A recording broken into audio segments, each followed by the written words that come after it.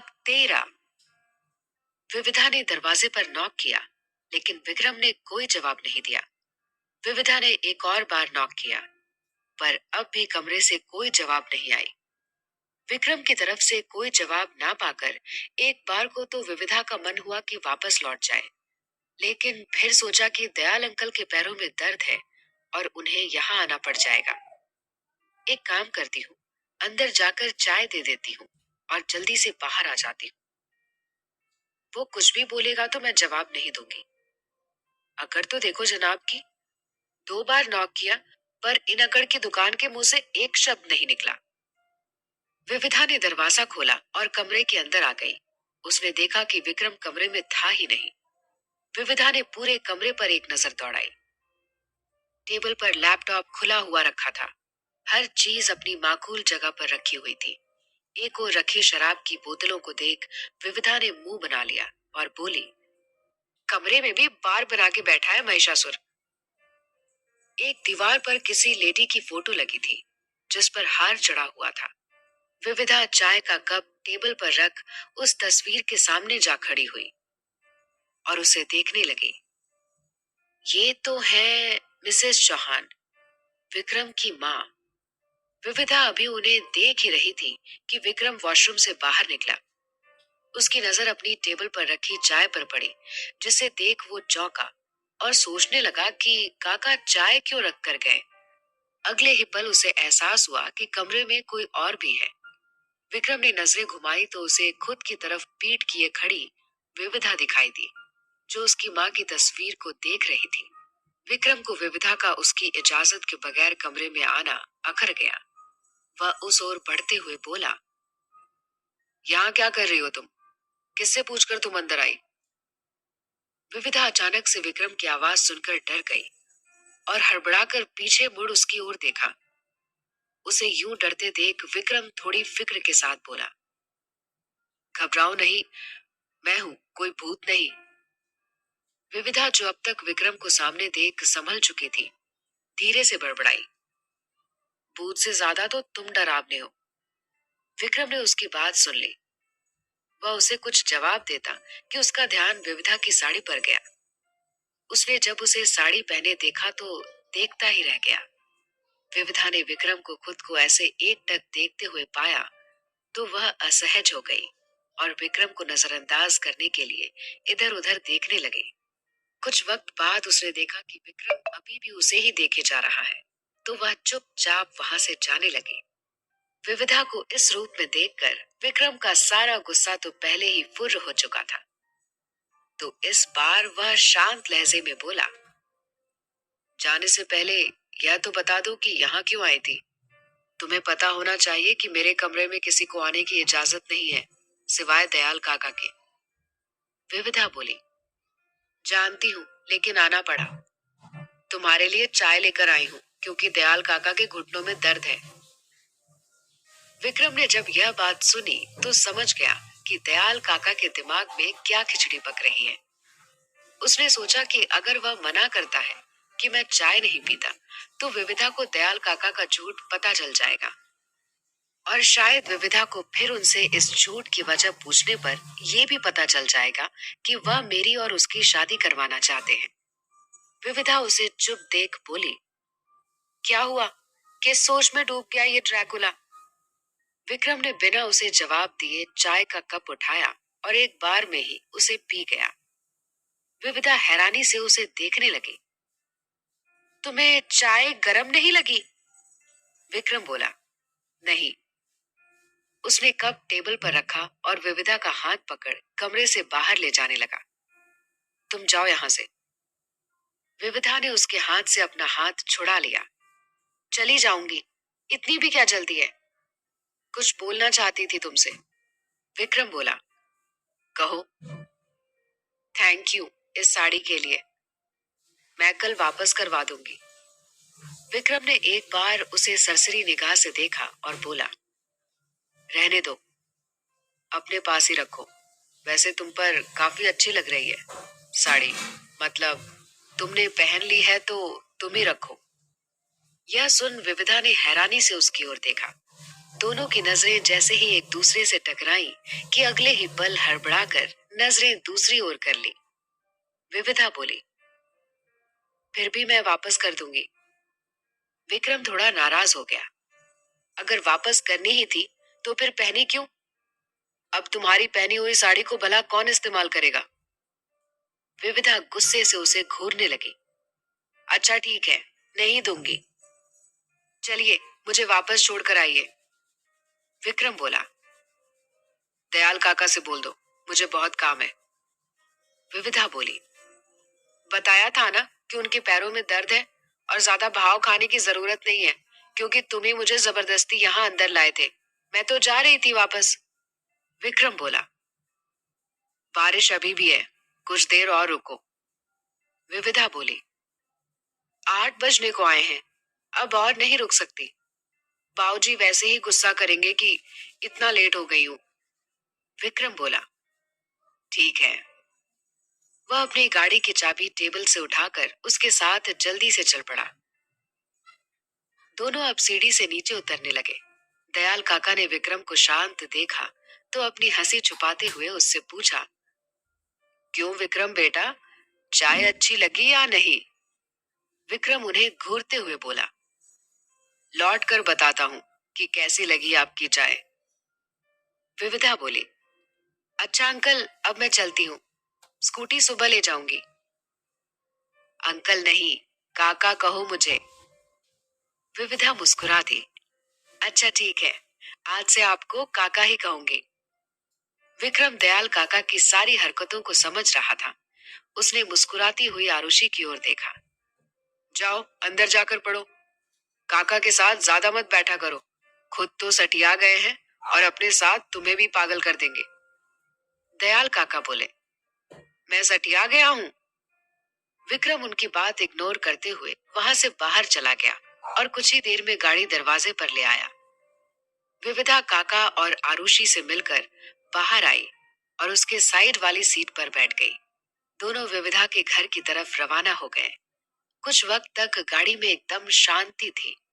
बस कभी विविधा विक्रम को नजरें बचाकर देख लेती तो कभी विक्रम उसे देख लेता। विविधा आखिरकार बोली, उस कमरे में ऐसा तो कुछ भी नहीं है, फिर तुम क्यों आरुषि और बाकियों को मना करते हो अपने कमरे में आने के लिए? विक्रम चुपचाप गाड़ी चलाता रहा। विविधा ने कुछ वक्त तक उसके जवाब का इंतजार किया, लेकिन जब वह चुप रहा तो एक और सवाल किया, वह तुम्हारी माँ की तस्वीर थी ना? उसे ऐसे क्यों कमरे में छुपा कर रखा है? पूरे घर में उनकी एक भी तस्वीर नहीं है, सिवाय तुम्हारे कमरे के। ऐसा क्यों? विक्रम अब उस पर गरजा। तुम्हें क्या दिक्कत है इस बात से? फालतू के ताक झाक करने की जरूरत नहीं है मेरी जिंदगी में। अपने काम से काम रखो। आज थोड़ा ढंग से क्या बात कर ली, तुम तो मेरी पर्सनल लाइफ में घुसती जा रही हो। विविधा ने अब चुप रहना ही बेहतर समझा। कल्पना विक्रम के घर बाहर खड़ी थी। उसने देखा कि विक्रम की गाड़ी वहां नहीं है तो समझ गई कि वह घर पर मौजूद नहीं है।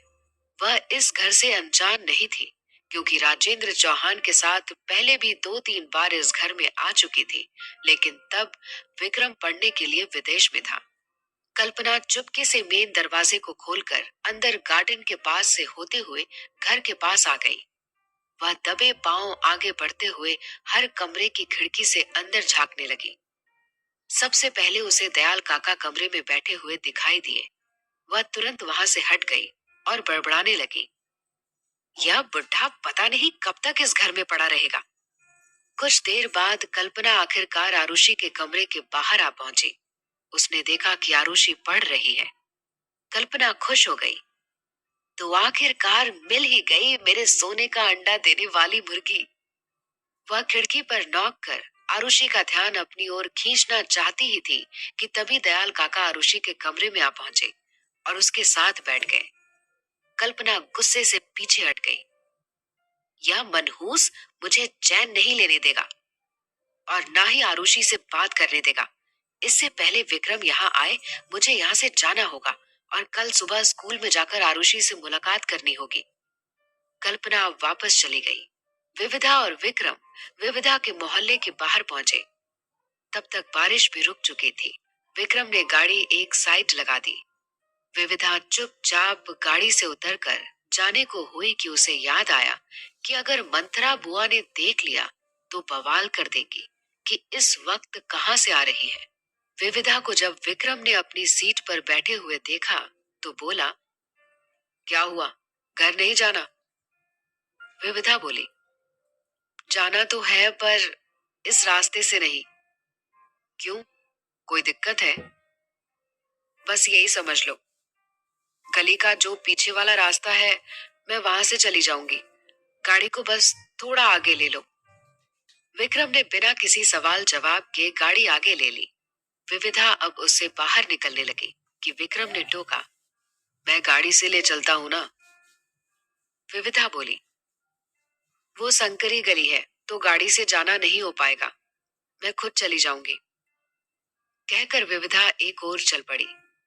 विक्रम अब वापस लौट गया। चंद कदमों में ही विविधा गली के पीछे हिस्से में थी। वह हिस्सा एकदम सुनसान और अंधेरे में डूबा हुआ था, क्योंकि वहां कुछ टूटे फूटे पुराने घर थे। वहां का यह हाल देख विविधा का दिल ही बैठ गया। कुछ महीने पहले जब वो दिन में इस रास्ते से गई थी, तब तो ऐसा कुछ भी वीरान सा माहौल नहीं था वहां। तो अभी रात में इतना डरावना क्यों लग रहा है? विविधा को महसूस हुआ कि उसका फैसला गलत था, लेकिन करे भी तो क्या? वह मंथरा बुआ को खुद पर उंगली उठाने का एक भी मौका नहीं देना चाहती थी।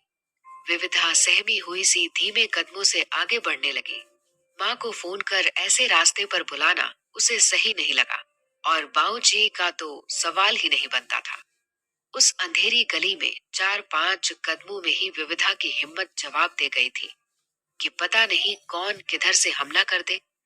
वह अब जल्दी से वापस जाने को मुड़कर भागने को हुई कि किसी से टकरा गई। विक्रम ने उसे गिरने से बचाया। विविधा उसे वहां देखकर हैरान रह गई। आप तो चले गए थे ना? विक्रम बोला, पागल नहीं हूं मैं तुम्हारी तरह, जो ऐसे रास्ते पर तुम्हें अकेला छोड़ जाऊं। विविधा कुछ समझ पाती कि विक्रम ने उसका हाथ पकड़ लिया और आगे बढ़ चला। विविधा बोली, हाथ क्यों पकड़ा है? ताकि तुम्हें फिर से डर ना लगे और एहसास रहे कि तुम अकेली नहीं हो, मैं हूं तुम्हारे साथ। विक्रम की यह बात विविधा के दिल को छू गई। वह उसे मुस्कुराते हुए देखने लगी। विक्रम का ध्यान उस ओर नहीं था, तो उसकी इस हरकत को नोटिस नहीं कर पाया। विविधा कुछ देर बाद अपने घर के काफी करीब थी।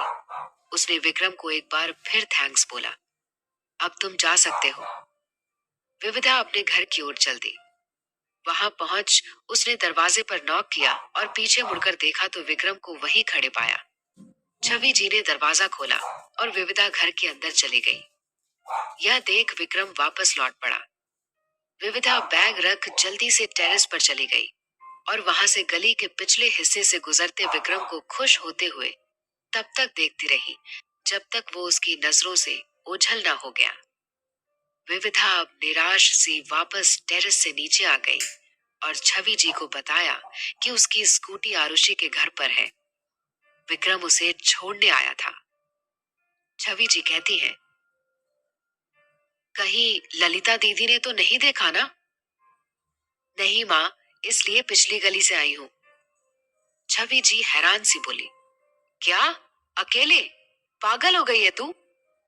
विविधा बोली, विक्रम छोड़ने आया था माँ, अकेले थोड़ी थी। तो तू टेरेस पर उसे देखने के लिए गई थी क्या? विविधा यह सुनकर हड़बड़ा गई। न, नहीं तो मैं क्यों उसे देखने जाऊंगी? छवि जी बोली, चल खाना खा ले, तेरे बाबूजी तो दवा के असर की वजह से कुछ देर पहले ही सो गए। विक्रम की नजरों के आगे विविधा का चेहरा घूमने लगा। साड़ी में वह आज वाकई बहुत प्यारी लग रही थी। विक्रम घर पहुंचा तो दयाल काका को आरुषि के साथ बैठे देख अपने कमरे में चला गया। अगले दिन सुबह विविधा जल्दी से तैयार होने लगी ताकि आरुषि के घर से स्कूटी ला सके, कि तभी घर के बाहर से न्यूज़पेपर उठाकर लाती छवि जी ने बताया कि उसकी स्कूटी तो बाहर ही खड़ी है। विविधा यह सुन मुस्कुरा उठी। दूसरी ओर किचन में काका सुबह का नाश्ता तैयार कर रहे थे। कि उनकी नजर कुछ दूर खड़े विक्रम पर पड़ी, जो उन्हें घूर रहा था। दयाल काका उसे वहां ऐसे खड़े देख समझ गए कि अब तो उनकी खैर नहीं। दयाल काका विक्रम को देख समझ गए कि आज उनकी क्लास लगने वाली है। वह मुस्कुराते हुए बोले, अरे विक्रम बेटा, तुम यहाँ क्यों खड़े हो? कुछ चाहिए था तो मुझे बुला लेते। विक्रम बोला, काका, आप कल कुछ पूछ रहे थे ना मुझसे रात में? दयाल काका दिमाग पर जोर डालने का नाटक करने लगे। अच्छा, मुझे तो कुछ भी याद नहीं आ रहा। जब याद आएगा तब पूछ लूंगा। विक्रम बोला, मैं याद दिलाता हूं ना आपको। मुझे सब एकदम बराबर याद है। आप पूछ रहे थे मुझे कि चाय कैसी लगी। याद आया कुछ? दयाल काका बोले, हाँ, याद आया। कहो, कैसी लगी चाय? विक्रम नाराज होकर बोला, क्या याद आया? आपको जब पता है मैं चाय नहीं पीता, तो क्यों उस लड़की को मेरे कमरे में भेजा, वह भी चाय लेकर?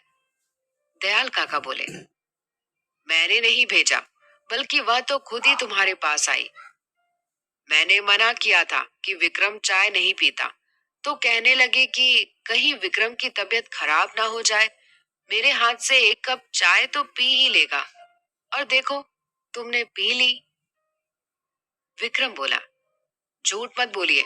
विविधा को आपने भेजा था मेरे कमरे में चाय लेकर। क्या मैं जान सकता हूँ कि इसकी वजह क्या थी? रहने दो, बताऊंगा तो तुम डांटोगे। नहीं बताएंगे तब भी डांट लगेगी। फिर दयाल काका बोले, हाँ, यह बात भी सही है।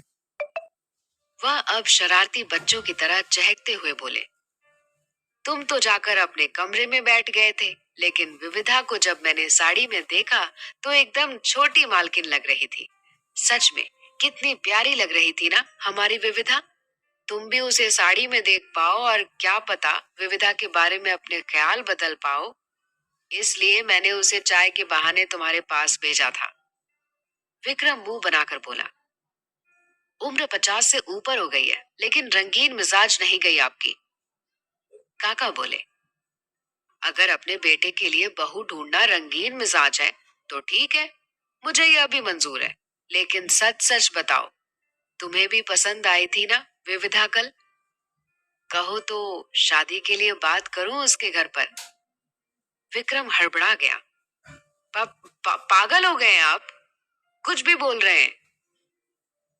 दयाल काका बोले, अगर तुम्हें उसके अपने कमरे में आने का इतना ही बुरा लग रहा था तो गुस्सा क्यों नहीं किया?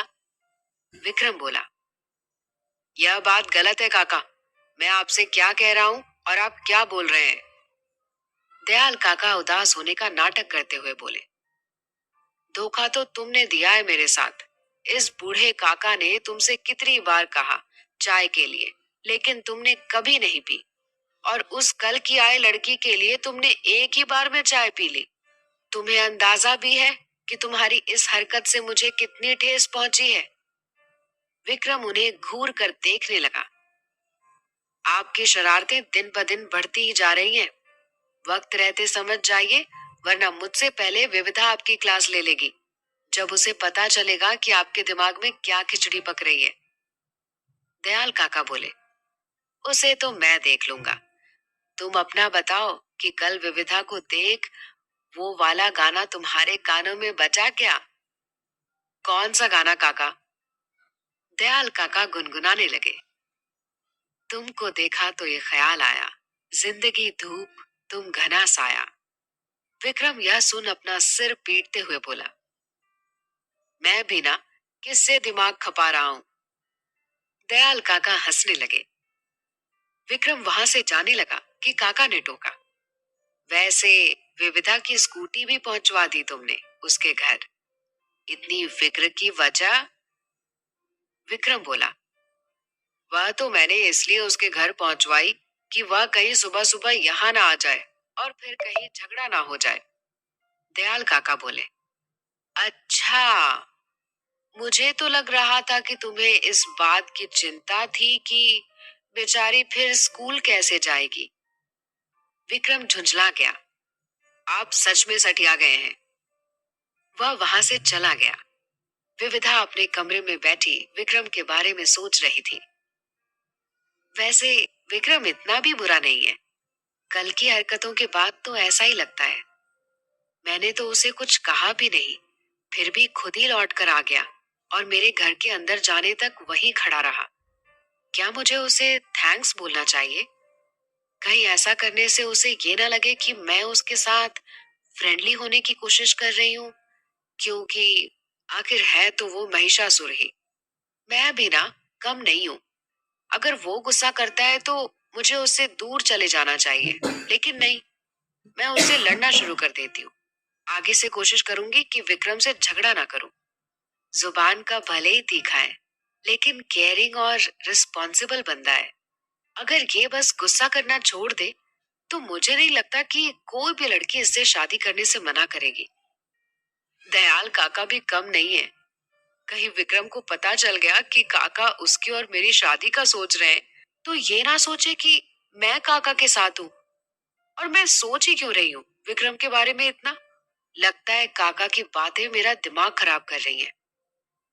इतने में छवि जी विविधा के कमरे में आई। तुमने जो कल रात साड़ी पहनी थी, किसकी थी? दयाल काका ने दी। लेकिन उनके घर में तो कोई भी लेडीज नहीं है। वह सब मुझे नहीं पता माँ। वैसे बहुत अच्छी लग रही थी मेरी बेटी उस साड़ी में। विविधा कुछ कहती कि ब्रजेश जी अपने कमरे से बाहर निकले और विविधा को पुकारने लगे। दोनों माँ बेटी कमरे से बाहर निकल ब्रजेश जी के पास जा खड़ी हुई। ब्रजेश जी बोले, कितने बजे लौटी कल घर? विविधा धीमे से बोली, 8 बजे। ब्रजेश जी बोले, कुछ ज्यादा ही जल्दी नहीं आ गई तुम? क्या जरूरत थी लौटने की, वहीं रह लेती। छवि जी कुछ कहने को हुई कि ब्रजेश जी ने उन्हें चुप करा दिया। तुम तो चुप ही रहो, बहुत ज्यादा बिगाड़ दिया है लाड प्यार में इसे। विविधा बोली, बाऊजी आपको तो पता ही है कि कल कितनी तेज बारिश हो रही थी, फिर मैं लौटती कैसे? ब्रजेश जी बोले, उस लड़की को ट्यूशन पढ़ाने ही गई थी या कहीं और गई थी? विविधा को उनकी कही यह बात बहुत चुभी। और कहाँ जाऊंगी? मैंने कुछ वक्त बारिश रुकने का इंतजार किया, जब वह नहीं रुकी तो फिर मैं आ गई। छवि जी बोली, विविधा स्कूल के लिए लेट हो रहा है, जाओ जल्दी। विविधा उदास सी वहां से चली गई। दयाल काका आरुषि को स्कूल छोड़ने गए। उन्होंने ध्यान ही नहीं दिया कि कुछ दूर अपना चेहरा ढके कल्पना वहीं खड़ी थी। कल्पना आरुषि को स्कूल के अंदर जाते देख खुश हो गई। आज तो आरुषि से मिलकर ही रहूंगी। ब्रजेश जी एक पड़ोसी के साथ डॉक्टर के यहाँ दवा लेने गए थे। छवि जी घर में अकेली थी। कुछ देर बाद ललिता बुआ वहां आई और छवि जी के गले लगकर जोर जोर से रोने लगी। यह क्या हो गया छवि? यह तो बहुत ही गलत हुआ। अब तुम कैसे दुनिया वालों को मुंह दिखाओगी और मेरे भाई पर क्या गुजरेगी? तुम्हारी जगह मैं होती ना तो आत्महत्या कर लेती। छवि जी को कुछ समझ नहीं आया कि आखिरकार माजरा क्या है। उन्होंने पूछा, क्या बात है दीदी, आप ऐसे क्यों रो रही हो? सब ठीक है ना? ललिता बुआ बोली, गजब हो गया। जिसका डर था छुटकन को वही हुआ। विविधा ने पूरे खानदान का नाम खराब कर दिया। छवि जी को गुस्सा आ गया। ऐसा क्या कर दिया मेरी बेटी ने? मुझे भी तो बताइए। ललिता बुआ बोली, विभा आई थी मेरे पास, बता रही थी कि विविधा का किसी ड्राइवर के साथ अफेयर चल रहा है। यह सुनकर छवि जी गुस्से से बोली, दीदी यह कैसी फिजूल की बातें कर रही हैं आप? विविधा आपकी भी तो बेटी जैसी है, फिर उसके बारे में कैसे कुछ भी बोल सकती हैं आप? ललिता बुआ बोली, पहले मेरी पूरी बात तो सुन लो। मैं अपनी बात नहीं कर रही। मैं तो ऐसा सोचने से पहले ही मरना पसंद करूंगी, लेकिन दुनिया का मुंह कैसे बंद कर सकते हैं हम? उसने बताया कि उसने विविधा को किसी ड्राइवर के साथ देखा है। दोनों एक दूसरे का हाथ पकड़कर हंसते हुए जा रहे थे और आजकल तो वह लड़का मोहल्ले के बाहर चक्कर भी लगाता है। मैंने तो कहा विभा को कि हमारी विविधा ऐसी नहीं है, लेकिन विभा को तो तुम जानती ही हो। कह रही थी कि हमारे घर में भी बहू बेटियां हैं। मोहल्ले का माहौल खराब होगा तो हमारी बहू बेटियों के लिए घर से बाहर निकलना मुश्किल हो जाएगा। तुम तो जानती हो कि विभा के पेट में कोई बात नहीं पचती है। वह सभी से इस बात को कहेगी, और वह भी नमक मिर्च लगाकर। कल तो पूरे मोहल्ले में यह बात फैल जाएगी, और फिर ब्रजेश तक यह बात पहुंचने में देर नहीं लगेगी। पता नहीं मेरा छुटकन इस सदमे को कैसे बर्दाश्त कर पाएगा। छवि जी बोली, यह सब झूठ है, ऐसा कुछ भी नहीं है। ललिता बुआ बोली, जानती हूँ, लेकिन लोगों को क्या जवाब देंगे। लड़की की बदनामी तो जंगल में आग की तरह फैलती है। एक बार यह बात फैल गई तो विविधा से कोई भी शादी नहीं करेगा। क्या पता विविधा का सच में किसी से चक्कर चल रहा हो। आजकल के बच्चों का कोई भरोसा भी तो नहीं। दिखते कुछ और हैं और होते कुछ और ही हैं। वैसे मैंने भी देखा था एक रोज उस ड्राइवर को विविधा की स्कूटी का पीछा करते हुए। इसे भी ड्राइवर ही मिला। कुछ तो हमारी इज्जत का ख्याल रखा होता। अब कहाँ मुंह दिखाएंगे हम। मेरी मासूम सी बच्ची मेघा की शादी में भी अड़चन आएंगी। अब तो लोग कहेंगे कि जैसी विविधा है वैसी ही मेघा होगी। कहकर ललिता बुआ जोर जोर से रोने लगी। तभी वहां ब्रजेश जी आ गए। ललिता बुआ को ऐसे रोते देखकर परेशान हो गए और तेज कदमों से उनके पास आए। क्या बात है दीदी, आप इस तरह से क्यों रो रही हैं? सब ठीक तो है ना? छवि जी घबराई सी ललिता बुआ को देखने लगी कि कहीं वह सब कुछ ब्रजेश जी को ना बता दे। ललिता बुआ आंसू पोंछकर बोली, हाँ, सब ठीक ही है। ब्रजेश जी फिर बोले, तो फिर रो क्यों रही थी आप? सच सच बताओ, क्या बात है? ललिता बुआ ने छवि जी के चेहरे पर झलकते डर को देख कुछ सोचकर बोली, मेरी सोने की चेन खो गई। पता नहीं कहाँ गिर गई। बस इसलिए मेरा दिल रो रहा था। अब तो मेरा गला भी सूना सा लग रहा है। कई औरतों ने टोक दिया कि खाली गला अच्छा नहीं लग रहा। ब्रजेश जी बोले, तो बनवा लो ना एक चेन। ललिता बुआ बोली, मेरी तंगी तो तू जानता ही है। अब चेन पहनूं या घर चलाऊं? ब्रजेश जी बोले, कोई बात नहीं, मैं अभी जाकर एक सोने की चेन ले आता हूँ। पर दीदी, ज्यादा पैसे तो मेरे पास भी नहीं है, तो चेन थोड़ी हल्की ही बनेगी।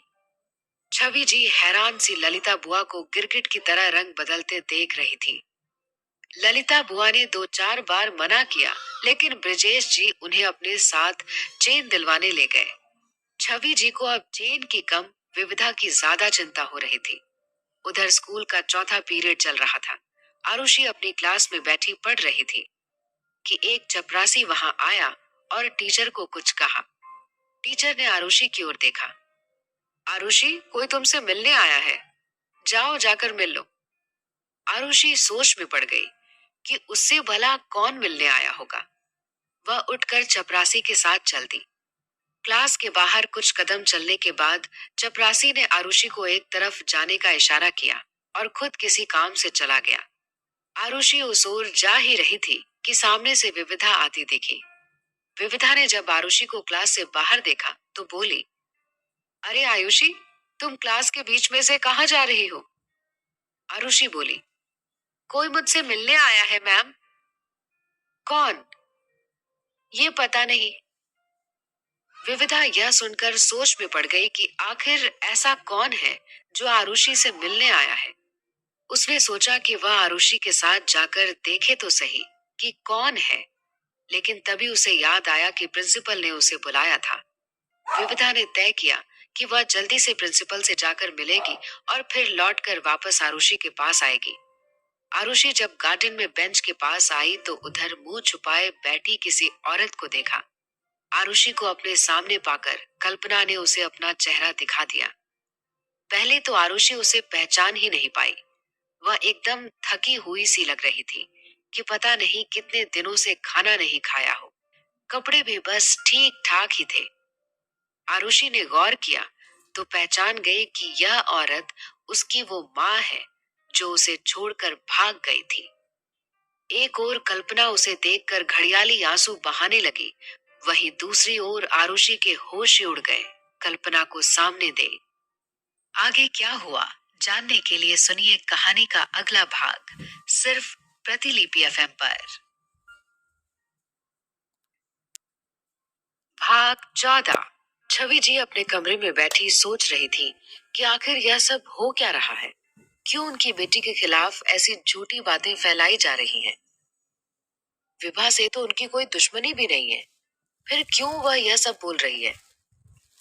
क्या उसे भी किसी ने विविधा के बारे में कुछ कहा है, या फिर वो ही मनगढ़ंत कहानी बना रही है? हे भगवान, इस मुसीबत से कैसे छुटकारा मिलेगा? अगर विविधा के पापा को इस सब के बारे में पता चल गया तो पता नहीं वह क्या सोचेंगे। कहीं गुस्से में विविधा की शादी जल्दी के चक्कर में किसी गलत शख्स से न करवा दे। इससे तो मेरी बच्ची का पूरा भविष्य बर्बाद हो जाएगा। ललिता दीदी भी कम नहीं है, कहीं नमक मिर्च लगाकर विविधा के पापा को उसके बारे में उल्टा सीधा ना बोल दे। मुझे पूरा भरोसा है मेरी विविधा पर कि वह ऐसा कुछ भी नहीं कर सकती। अगर उसे कभी कोई पसंद भी आया तो मुझे तो बताएगी ही। मुझे उससे बात करनी ही होगी, उसे आगाह करना होगा कि उसके बारे में किस तरह की बातें की जा रही हैं। दूसरी तरफ कल्पना सामने आरुषि को खड़ा देख आंसू बहाने लगी। कैसी हो मेरी बच्ची? इतने वक्त बाद तुम्हें देख रही हूँ तो मुझे कितनी खुशी हो रही है, बता ही नहीं सकती। मुझे तो लगा था कि अब तुमसे कभी नहीं मिल पाऊंगी, पर भगवान ने मेरी सुन ली। कितनी कमजोर हो गई हो तुम। बिन माँ की बच्ची का आखिर यही तो हाल होगा। आरुषि अभी तक हैरानी से कल्पना को देख ही जा रही थी। कल्पना बोली, दूर क्यों खड़ी हो, मेरे पास आओ। तुम्हारे लिए ही तो मैं आज इस शहर में आई हूँ। अब मैं तुझे खुद से कभी दूर नहीं होने दूंगी। कल्पना ने देखा कि आरुषि अभी भी कोई जवाब नहीं दे रही है और उसकी तरफ एक कदम भी आगे नहीं बढ़ाया, तो वह सोचने लगी, ये मूर्ति की तरह आकर खड़ी हो गई है। ये नहीं कि माँ इतने दिनों बाद सामने है तो कुछ तो रिएक्ट करे। लगता है और रोना धोना करना होगा मुझे इसके लिए। वह अब और जोर जोर से रोने लगी। मैंने तुम्हें बहुत ज्यादा याद किया मेरी बेटी। मुझे ही पता है कि कैसे मेरे गले से एक एक निवाला नहीं उतरता था। मेरा तो सब कुछ बर्बाद हो गया, बस तुम्हारे लिए ही जिंदा हूँ। क्या तुम भी अपने पापा की बातों में आ गई? क्या तुम भी मुझसे नफरत करती हो? बेटा, मैं माँ हूँ तुम्हारी। कल्पना अपने घड़ियाली आंसू बहाते हुए आरुषि को बातों में उलझा आगे बढ़ी, और जैसे ही उसको छूने को हुई कि आरुषि ने उसका हाथ पीछे हटा दिया। आप गंदी माँ हो। पहले तो मुझे छोड़कर चली गई थी ना, अब क्यों वापस आई हो? चली जाओ वहीं जहाँ पहले चली गई थी। अब मुझे आपकी कोई जरूरत नहीं है। आप दुनिया की सबसे बुरी माँ हो। मुझे आपसे कोई बात नहीं करनी। दोबारा मेरे पास मत आना। मुझे आपकी शक्ल भी नहीं देखनी। आरुषि गुस्से में कल्पना पर चीखते हुए वहां से वापस भाग गई। कल्पना ने उसे रोकने की कोशिश की, लेकिन आरुषि ने उस पर कोई ध्यान नहीं दिया। अपनी नजरों से आरुषि ओझल हो जाने के बाद कल्पना ने अपने झूठे आंसू पोंछे और गुस्से से बड़बड़ाने लगी। बहुत जिद्दी लड़की है, माँ से बात करने की तमीज नहीं है। मन तो कर रहा है कि दो चार थप्पड़ जड़ दूं, लेकिन फिर इसे काबू में करना और मुश्किल हो जाएगा। सारा मूड खराब कर दिया इस बेवकूफ लड़की ने। वापस चलती हूँ। अभी तो शायद दो चार बार और ऐसे ही मिलना होगा, रोना धोना करना होगा, मिन्नतें करनी पड़ेंगी इसकी। शायद तब जाकर यह महारानी मानेगी। बस ये विक्रम को ना बता दे कि मैं इससे यहाँ मिलने आई थी, वरना यह गड़बड़ हो जाएगी। कल्पना अब जल्दी से स्कूल से बाहर निकल गई। कुछ ही देर बाद विविधा वहां आई, लेकिन वहां ना आरुषि थी और ना ही कल्पना। यह देख विविधा सोच में पड़ गई। कमाल है, इतनी जल्दी चले गए वापस। कौन आया होगा आरुषि से मिलने? विविधा कुछ और सोच पाती कि तभी लंच की बेल बज गई और वो स्टाफ रूम में वापस चली गई। आरुषि पूरा दिन क्लास में गुमसुम सी बैठी रही। जहां एक ओर उसे कल्पना के लौट आने पर हैरानी थी, तो दूसरी ओर यह ख्याल भी थे कि अब वह क्यों वापस आई है। क्या वह उसे उसके भाई से अलग करने आई है? कहीं इन्होंने विक्रम भाई से मुझे मांग लिया तो?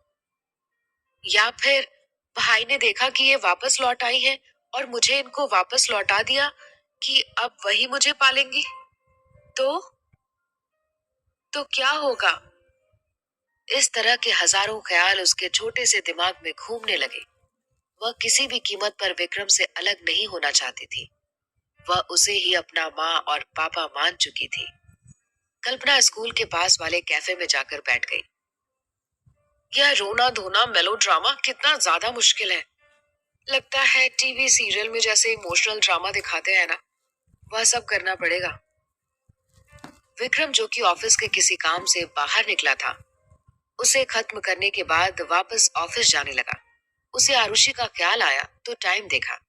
अभी 1:30 बजा था। आरुषि के स्कूल की छुट्टी होने में अभी आधा घंटा था। विक्रम ने सोचा कि वह आरुषि को घर ड्रॉप कर ऑफिस के लिए निकल जाएगा। वह आरुषि के स्कूल के पास वाले उसी कैफे में आकर बैठ गया जहां कल्पना मौजूद थी। विक्रम ने दयाल काका को फोन किया और कहा कि वह आरुषि को साथ ले जाएगा, इसलिए उन्हें स्कूल आने की जरूरत नहीं है। कल्पना उससे कुछ ही दूरी पर बैठी अजीत से बातें कर रही थी। सच्ची बहुत बिगड़ैल लड़की है वो।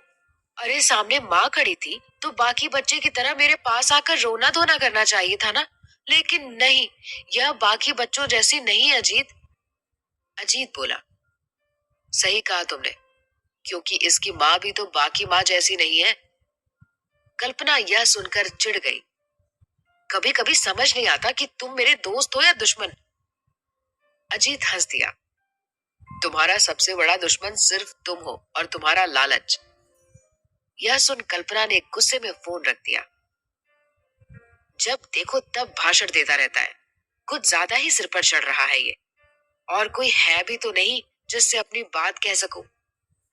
ऐसे ही बड़बड़ाते हुए कल्पना की नजर विक्रम पर पड़ी तो पूरी तरह घबरा गई और उससे खुद को छुपाने की कोशिश करते हुए सोचने लगी, अब यह लड़का यहाँ क्या कर रहा है?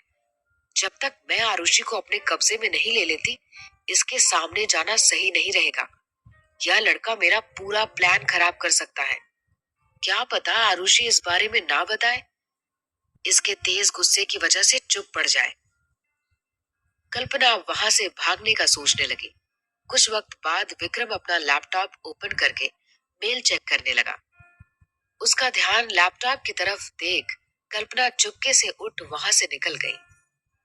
वह अपनी गाड़ी में बैठी रही थी कि विक्रम की नजर उस पर पड़ गई। वह उसे देख एक बार तो हैरान रह गया, लेकिन अगले ही पल गुस्से से उसका चेहरा लाल हो गया। वह जानता था कि कल्पना यहाँ पर जरूर आएगी, लेकिन इतनी जल्दी उससे मिलना होगा, यह उसने नहीं सोचा था। विक्रम जल्दी से अपना लैपटॉप बंद कर टेबल से उठा और उसे ले कल्पना की तरफ तेज कदमों से बढ़ चला, ताकि उसे चेतावनी दे सके कि वह उसकी और आरुषि की जिंदगी से दूर चली जाए। वह उसकी परछाई तक आरुषि पर नहीं पड़ने देना चाहता था, लेकिन वह इस बात से अनजान था कि कल्पना आरुषि से मिल चुकी है। कल्पना ने साइड मिरर में विक्रम को खुद की तरफ आते देखा तो जल्दी से गाड़ी लेकर चली गई। विक्रम भी जल्दी से अपनी गाड़ी में बैठ उसका पीछा करने लगा। इस भाग दौड़ में वह भूल ही गया कि 2 बज चुके हैं और आरुषि को स्कूल से लाना भी है। स्कूल की छुट्टी होते ही आरुषि उदास सी मेन गेट की तरफ बढ़ी कि विविधा उसके पास आ पहुंची। क्या बात है, कुछ शांत लग रही हो, और आज तुम मेरे पास भी नहीं आई? आरुषि ने सोचा कि भाई और विविधा मैम में जैसे तैसे दोस्ती शुरू हुई लग रही है। मैंने विविधा मैम को बताया और कहीं इन्होंने भाई को बता दिया तो भाई पता नहीं कैसे रिएक्ट करेंगे, और फिर मुझे भी खुद से दूर कर दिया तो? वह अब उनके बीच और झगड़ा नहीं कराना चाहती थी। और क्या पता, अगर उसने विविधा मैम को घटना के बारे में बताया और उन्होंने विक्रम को बता दिया तो उसके लिए दिक्कत हो सकती है। कहीं विक्रम भाई ने उसे छोड़ दिया तो? विविधा बोली, बताओ ना क्या बात है, क्यों उदास हो? कुछ नहीं, मैं बस थक गई हूँ। आज बहुत सारा काम था ना, इसलिए। अच्छा, कोई परेशानी वाली बात तो नहीं है ना? नहीं।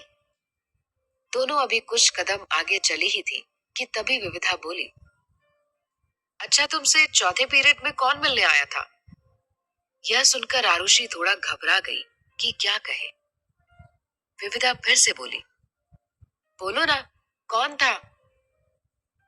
आरुषि बोली, वह तो किसी और आरुषि के घर वाले थे और इन लोगों ने समझा कि मेरी फैमिली वाले हैं। विविधा ने इस बात की तरफ ज्यादा ध्यान नहीं दिया।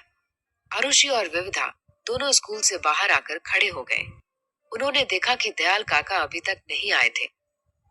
विविधा बोली, कमाल हो गया, काका तो कभी लेट नहीं होते, तो फिर आज अभी तक नहीं आए, ऐसे कैसे? आरुषि बोली, पता नहीं, कोई बात नहीं, लगता है किसी काम में फंस गए होंगे, मैं कॉल करके पूछती हूँ। विविधा ने दयाल काका को कॉल की तो पता चला कि आज तो विक्रम स्कूल आने वाला था, फिर वो अब तक पहुंचा क्यों नहीं? विविधा बोली, हो सकता है किसी काम में फंस गया हो। उसने आरुषि के साथ कुछ वक्त रुककर विक्रम का इंतजार करने का सोचा। छवि जी ने सोचा कि कहीं ललिता बुआ झूठ तो नहीं बोल रही, क्योंकि उनकी बातों का भरोसा भी तो नहीं किया जा सकता था। उन्होंने खुद ही बात की तह तक जाने का सोचा। वह जल्दी से विभा के घर की तरफ चल दी। वहां जाकर उन्होंने उसे अपने घर के दरवाजे पर बैठ किसी पड़ोसन से बातें करते देखा तो उसके पास जा खड़ी हुई। विभा, मुझे तुमसे कुछ बात करनी है। विभा बेमन से उठी और अपने घर के अंदर चली गई। छवि जी भी उसके पीछे चली गई। दोनों एक कमरे में बैठी थी। विभा बोली, क्या लोगी, ठंडा या गरम? छवि जी बोली, मुझे कुछ नहीं चाहिए, मैं तो तुमसे कुछ पूछ रही थी। विभा बोली, हाँ बोलो। उस रोज तुम सब्जी लेते वक्त मोहल्ले के किसी लड़की के बारे में बात कर रही थी कि उसका ड्राइवर के साथ अफेयर चल रहा है। कौन सी लड़की है वो? विभा बोली, तुम क्या करोगी जानकर? छवि जी बोली, नहीं, मैं जानना चाहती हूँ, बताओ। तुमको बुरा लग जाएगा, रहने दो। मुझे क्यों बुरा लगेगा, बताओ तो सही। तो सुनो, उस रोज मैं तुम्हारे ही बेटी की बात कर रही थी। भले घर की लड़कियों को भला यह सब शोभा देता है क्या? छवि जी बोली, यह सब झूठ है। विविधा का किसी के साथ कोई अफेयर नहीं चल रहा। तुम्हें ऐसे ही किसी के बारे में कुछ भी नहीं बोलना चाहिए। विभा बोली, देखो छवि, मैंने तो जो भी बोला है सच बोला है, और मैं अकेले थोड़े ही बोल रही हूँ। तुम्हारी विविधा के बारे में पूरे मोहल्ले में यह बात फैल चुकी है। छवि जी गुस्से से बोली, वह तो फैलेगी ही, इस काम को अंजाम देने में तुमने बहुत मेहनत जो की है। विभा यह सुनकर हड़बड़ा गई, तुम मुझ पर गलत इल्जाम लगा रही हो, मैं भला क्यों कहूंगी किसी से? छवि जी बोली, तुम्हारे स्वभाव के बारे में पूरा मोहल्ला जानता है। अगर पूरे मोहल्ले में कोई खबर फैलानी हो तो बस तुमसे कह दिया जाए, और तुम उसे जंगल में आग की तरह फैला देती हो। तुम्हारी भी तो बेटी भागी थी एक वेटर के साथ, क्या तब मोहल्ले का माहौल खराब नहीं हुआ था? यह सुनकर विभा चुप हो गई। छवि जी बोली, क्या तुमने अपनी आंखों से देखा था मेरी बेटी को किसी ड्राइवर के साथ इश्क फरमाते हुए? विभा बोली, मैंने तो नहीं, लेकिन और बाकियों ने तो देखा है, और उन्हीं लोगों ने मुझे भी आकर सब बताया था। छवि जी बोली, जो बात तुम्हें पता ही नहीं और ना ही तुम जानती हो कि यह खबर झूठी है या सच्ची, उसे और ज्यादा बढ़ा चढ़ाकर दूसरों से कहने का हक किसने दिया तुम्हें? अगर आज के बाद तुम्हारी जुबान पर मेरी बेटी का नाम भी आया या फिर किसी से पता चला कि तुमने उसके बारे में किसी से कुछ कहा है, तो मैं सीधे पुलिस स्टेशन जाऊंगी और तुम्हारी शिकायत करूंगी। यह सुनकर विभा डर गई। तुम क्यों गुस्सा कर रही हो? मुझे भी तो किसी ने ये सब बोला था। छवि जी पूछी, किसने बोला तुम्हें? नाम बताओ जरा, उसे तो मैं देख लूंगी। विभा ने सोचा कि अगर ललिता का नाम लिया तो वह मेरा जीना हराम कर देगी, इसलिए उसने बहाना बनाया कि उसे याद नहीं कि किसने कहा है। छवि जी ने विभा को खूब डांटा और फिर वहां से चली गई। दयाल काका ने विक्रम को कॉल किया, लेकिन वह रिसीव नहीं कर रहा था। काका ने फिर ऑफिस में फोन किया तो वहां पता चला कि विक्रम वापस लौटा नहीं है। यह सुनकर काका इतना तो समझ ही गए थे कि जरूर कोई बड़ी बात है, वरना विक्रम आरुषि के मामले में लापरवाही नहीं करेगा। विविधा सोच रही थी कि कुछ वक्त इंतजार कर लेती हूँ। उस महिषासुर का कहीं कोई भरोसा नहीं। क्या पता मैं आरुषि को घर ले जाऊं और वह आकर मुझ पर ही बरस पड़े कि मैंने क्यों उसका यहाँ इंतजार नहीं किया। कुछ वक्त तक अगर वो नहीं आया तो मैं खुद आरुषि को घर छोड़ाऊंगी। लेकिन विक्रम की लापरवाही की भी हद है। भला ऐसे कौन करता है। विक्रम कल्पना की गाड़ी का पीछा कर रहा था। दयाल काका को विक्रम की फिक्र हो रही थी, इसलिए वो उसे बार बार फोन करने लगे, जिस वजह से विक्रम परेशान हो गया और उसका ध्यान कल्पना की गाड़ी से हट गया। उसने देखा कि इस चक्कर में कल्पना की गाड़ी उसकी नजरों से ओझल हो गई, जिससे विक्रम को दयाल काका पर बहुत गुस्सा आया। उसने गाड़ी एक साइड रोका, काका की कॉल रिसीव की। आप क्यों बार बार फोन कर रहे हैं? अगर मैं कॉल रिसीव नहीं कर रहा हूँ तो मैं किसी जरूरी काम में फंसा हुआ हूँगा। आपकी वजह से मेरा कितना जरूरी काम खराब हो गया, इसका अंदाजा भी है आपको? दयाल काका बोले। मैं अपनी गलती मानता हूँ, लेकिन तुम फिलहाल कहाँ हो? विक्रम बोला। क्या यही पूछने के लिए आपने मुझे कॉल किया था? दयाल काका बोले। वक्त देखो, कितना बज रहा है? विक्रम ने अपने हाथ में बंधी घड़ी की तरफ देखा तो पाया कि 2:30 बज रहा है। दयाल काका बोले, तुम्हें आरुषि को लेने जाना था। यह सुनकर विक्रम को याद आया कि आरुषि के स्कूल की छुट्टी हो चुकी है और वह उसका इंतजार कर रही होगी। दयाल काका और कुछ कहते कि उसने कॉल कट कर दी और वापस स्कूल की तरफ चल पड़ा। कुछ वक्त बाद जब वह स्कूल पहुंचा तो देखा कि आरुषि वहां थी ही नहीं। उसे वहां ना पाकर विक्रम परेशान हो गया कि आखिर आरुषि गई कहाँ। उसके मन में तरह तरह के ख्याल आने लगे। उसने दयाल काका को फोन किया और बताया कि आरुषि वहां नहीं है, तो दयाल काका ने बताया कि विविधा उसे लेकर घर के लिए निकल चुकी है। यह सुनकर विक्रम की जान में जान आई और वह वापस घर की तरफ चल पड़ा। विभा ललिता बुआ के घर पहुंची और उससे बोली, ललिता, सच बता कि तूने मुझे विविधा के बारे में जो बताया है वह सब झूठ है या सच? यह सुनकर ललिता संभल कर बोली, नहीं तो मैंने तो सच ही कहा था। विभा बोली, फिर वह छवि इतना बरस क्यों रही थी मुझ पर? पुलिस में शिकायत करने तक की धमकी दे डाली थी। ललिता बुआ बोली, अरे उसे पता नहीं है ना अभी अपनी बेटी की करतूत, इसलिए तूने कहीं मेरा नाम तो नहीं ले लिया छवि से? विभा बोली, नहीं, क्योंकि मुझे पता था कि तेरा नाम लिया तो तू मेरा जीना हराम कर देगी। ललिता बुआ ने अब चैन की सांस ली कि छवि को शक नहीं हुआ। विक्रम जल्दी से घर पहुंचा ही था कि विविधा घर से बाहर निकल स्कूटी की तरफ जाती दिखाई दी। विक्रम उसे इग्नोर कर जल्दबाजी में घर के अंदर की ओर चल पड़ा कि विविधा ने गुस्से में उसका रास्ता रोक लिया। गुस्सैल मगरूर तो तुम शुरू से थे ही, लेकिन इतने लापरवाह होगे यह नहीं सोचा था। अगर तुम्हें स्कूल आना ही नहीं था तो फिर दयाल काका को क्यों फोन कर कहा कि वह स्कूल ना आए? अगर कहा भी था तो फिर आना भी था ना स्कूल। अगर मैं भी स्कूल से निकल जाती तो आरुषि कब तक वहां खड़ी रहती? इस बच्ची का इस तरह अकेले रहना क्या तुम्हें आज के माहौल में सही लगता है?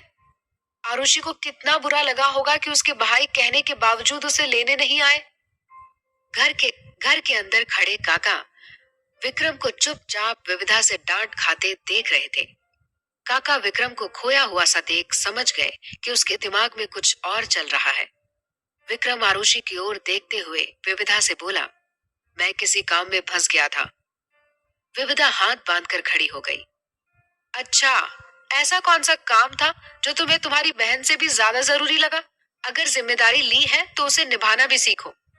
विक्रम सोचने लगा कि अगर मैंने आरुषि को बताया कि कल्पना इस शहर में है और उसके स्कूल के पास ही मैंने उसे देखा था, तो वह डर जाएगी। इस वक्त उसका ध्यान सिर्फ पढ़ाई पर ही होना चाहिए। मुझे कल्पना को इस तक पहुंचने से पहले ही रोकना होगा। वह बिना कोई जवाब दिए शांत सा वहां से अपने कमरे में चला गया।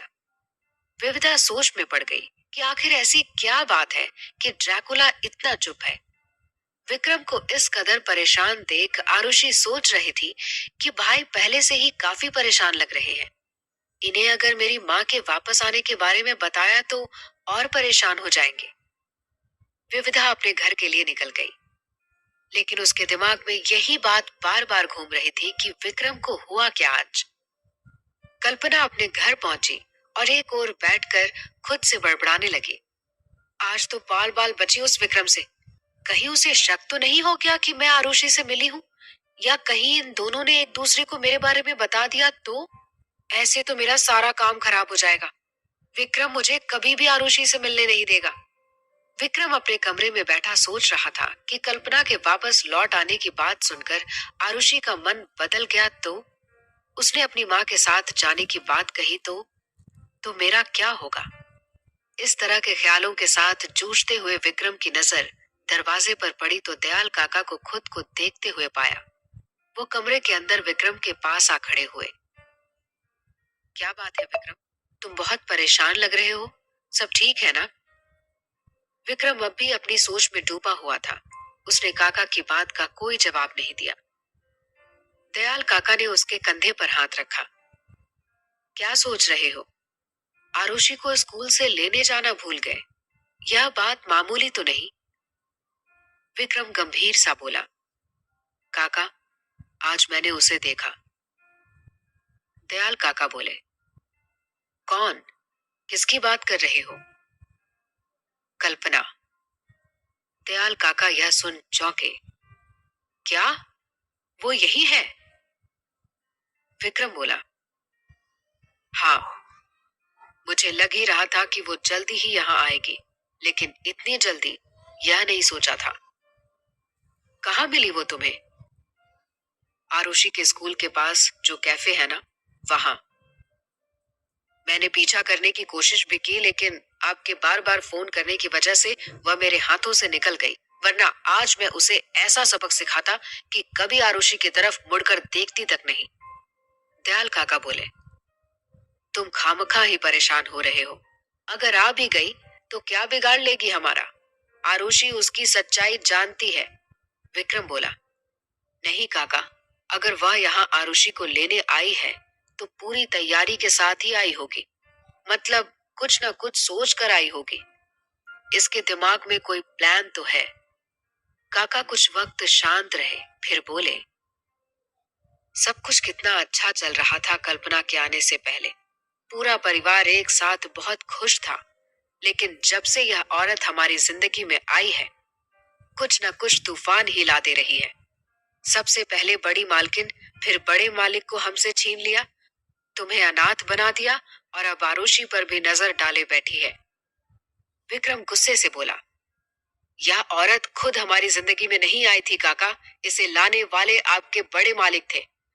ना उनके कदम बहकते और ना ही हमारा परिवार इसकी कीमत चुकाता। दयाल काका बोले। फिर भी तुम सावधान रहना इससे। यह औरत किसी भी हद तक जा सकती है। विक्रम बोला। डरता नहीं हूं मैं इससे। मुझे अगर फिक्र है तो बस आरुषि की। कहीं यह औरत उसे अपनी बातों के जाल में ना फंसा ले। दयाल काका बोले। तो क्यों ना हम आरुषि को पहले ही बता दें कि कल्पना यहाँ आ गई है, जिससे वह सावधान रहेगी और इसकी बातों में नहीं आएगी। विक्रम बोला। आरुषि अभी बच्ची है काका, और कल्पना चाहे जैसी भी हो, है तो उसकी माँ ही। मुझे डर है कि यह सच जानने के बाद कि कल्पना वापस आ गई है, आरुषि मुझे छोड़कर उसके पास न चली जाए। अगर ऐसा हुआ तो कल्पना उसे भी अपने जैसा बना देगी। दयाल काका बोले।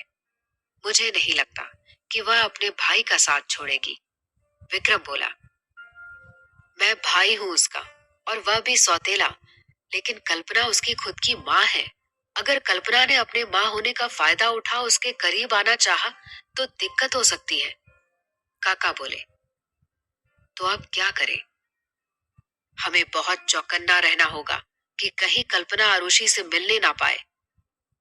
तब तक मैं पता लगाता हूँ कि वह कहाँ रुकी हुई है और उसके दिमाग में क्या चल रहा है। दयाल काका बोले। ठीक है। आरुषि अपने कमरे में इधर से उधर घूम रही थी। भाई पहले से ही बहुत परेशान लग रहे हैं। मेरी बुरी माँ ने उनका सब कुछ छीन लिया और फिर से वापस आ गई है। क्या मुझे भाई से बात करनी चाहिए? नहीं, उन्होंने कहीं मेरी माँ का सारा गुस्सा मुझ पर निकाल दिया तो? तो क्या मैं दयाल काका से बात करूं? लेकिन कहीं काका ने भाई को यह सब बता दिया तो? क्योंकि वह भाई से बहुत ज्यादा प्यार करते हैं, बिल्कुल अपने बेटे जैसा। तो भला वह उनसे कोई बात क्यों छुपाएंगे? क्या करूं? मुझे तो कुछ समझ ही नहीं आ रहा है। क्या पता माँ आगे से मुझसे मिलने आए ही ना, क्योंकि मैंने उन्हें भगा जो दिया था। शायद मैं बेवजह ही परेशान हो रही हूँ। विविधा रास्ते भर विक्रम के बारे में सोचती रही कि वह इतना गुमसुम क्यों था। क्या बात हुई होगी? वह ठीक तो है ना? पहले आरुषि परेशान लग रही थी और अब विक्रम। यह तो गुस्सा करता हुआ ही सही लगता है। यही सब सोचते हुए विविधा घर पहुंची तो छवि जी दरवाजे पर ही मिल गई। उन्होंने देखा कि विविधा किसी सोच में गुम है। छवि जी पूछती है, क्या बात है? स्कूल से लौटने में देर कैसे हो गई आज? आज आरुषि को उसके घर छोड़ने गई थी, इसलिए लौटने में देर हो गई। क्यों? आज उसे कोई लेने नहीं आया था? विक्रम ने काका को फोन करके मना कर दिया था कि आज वह आरुषि को स्कूल से ले आएगा, और फिर खुद ही स्कूल नहीं पहुंचा। तो मैं आरुषि को उसके घर ले गई, पर जब मैं उसके घर से बाहर निकल रही थी तो विक्रम भी वहां आ पहुंचा। मैंने उसे गुस्से में खूब डांटा। छवि जी बोली, तो फिर उसने भी तुझे जरूर कुछ न कुछ सुनाया होगा। विविधा निराश सी बोली, नहीं माँ, यही तो हैरानी की बात है कि उसने पलटकर मुझे कोई भी जवाब नहीं दिया। चुपचाप सारी बातें सुनता रहा। लगता है जरूर कोई बड़ी बात है, क्योंकि वह काफी परेशान लग रहा था। दोनों माँ बेटी बातें करते हुए घर के अंदर आ बैठी। विविधा ने अब नोटिस किया कि छवि जी भी कुछ परेशान है।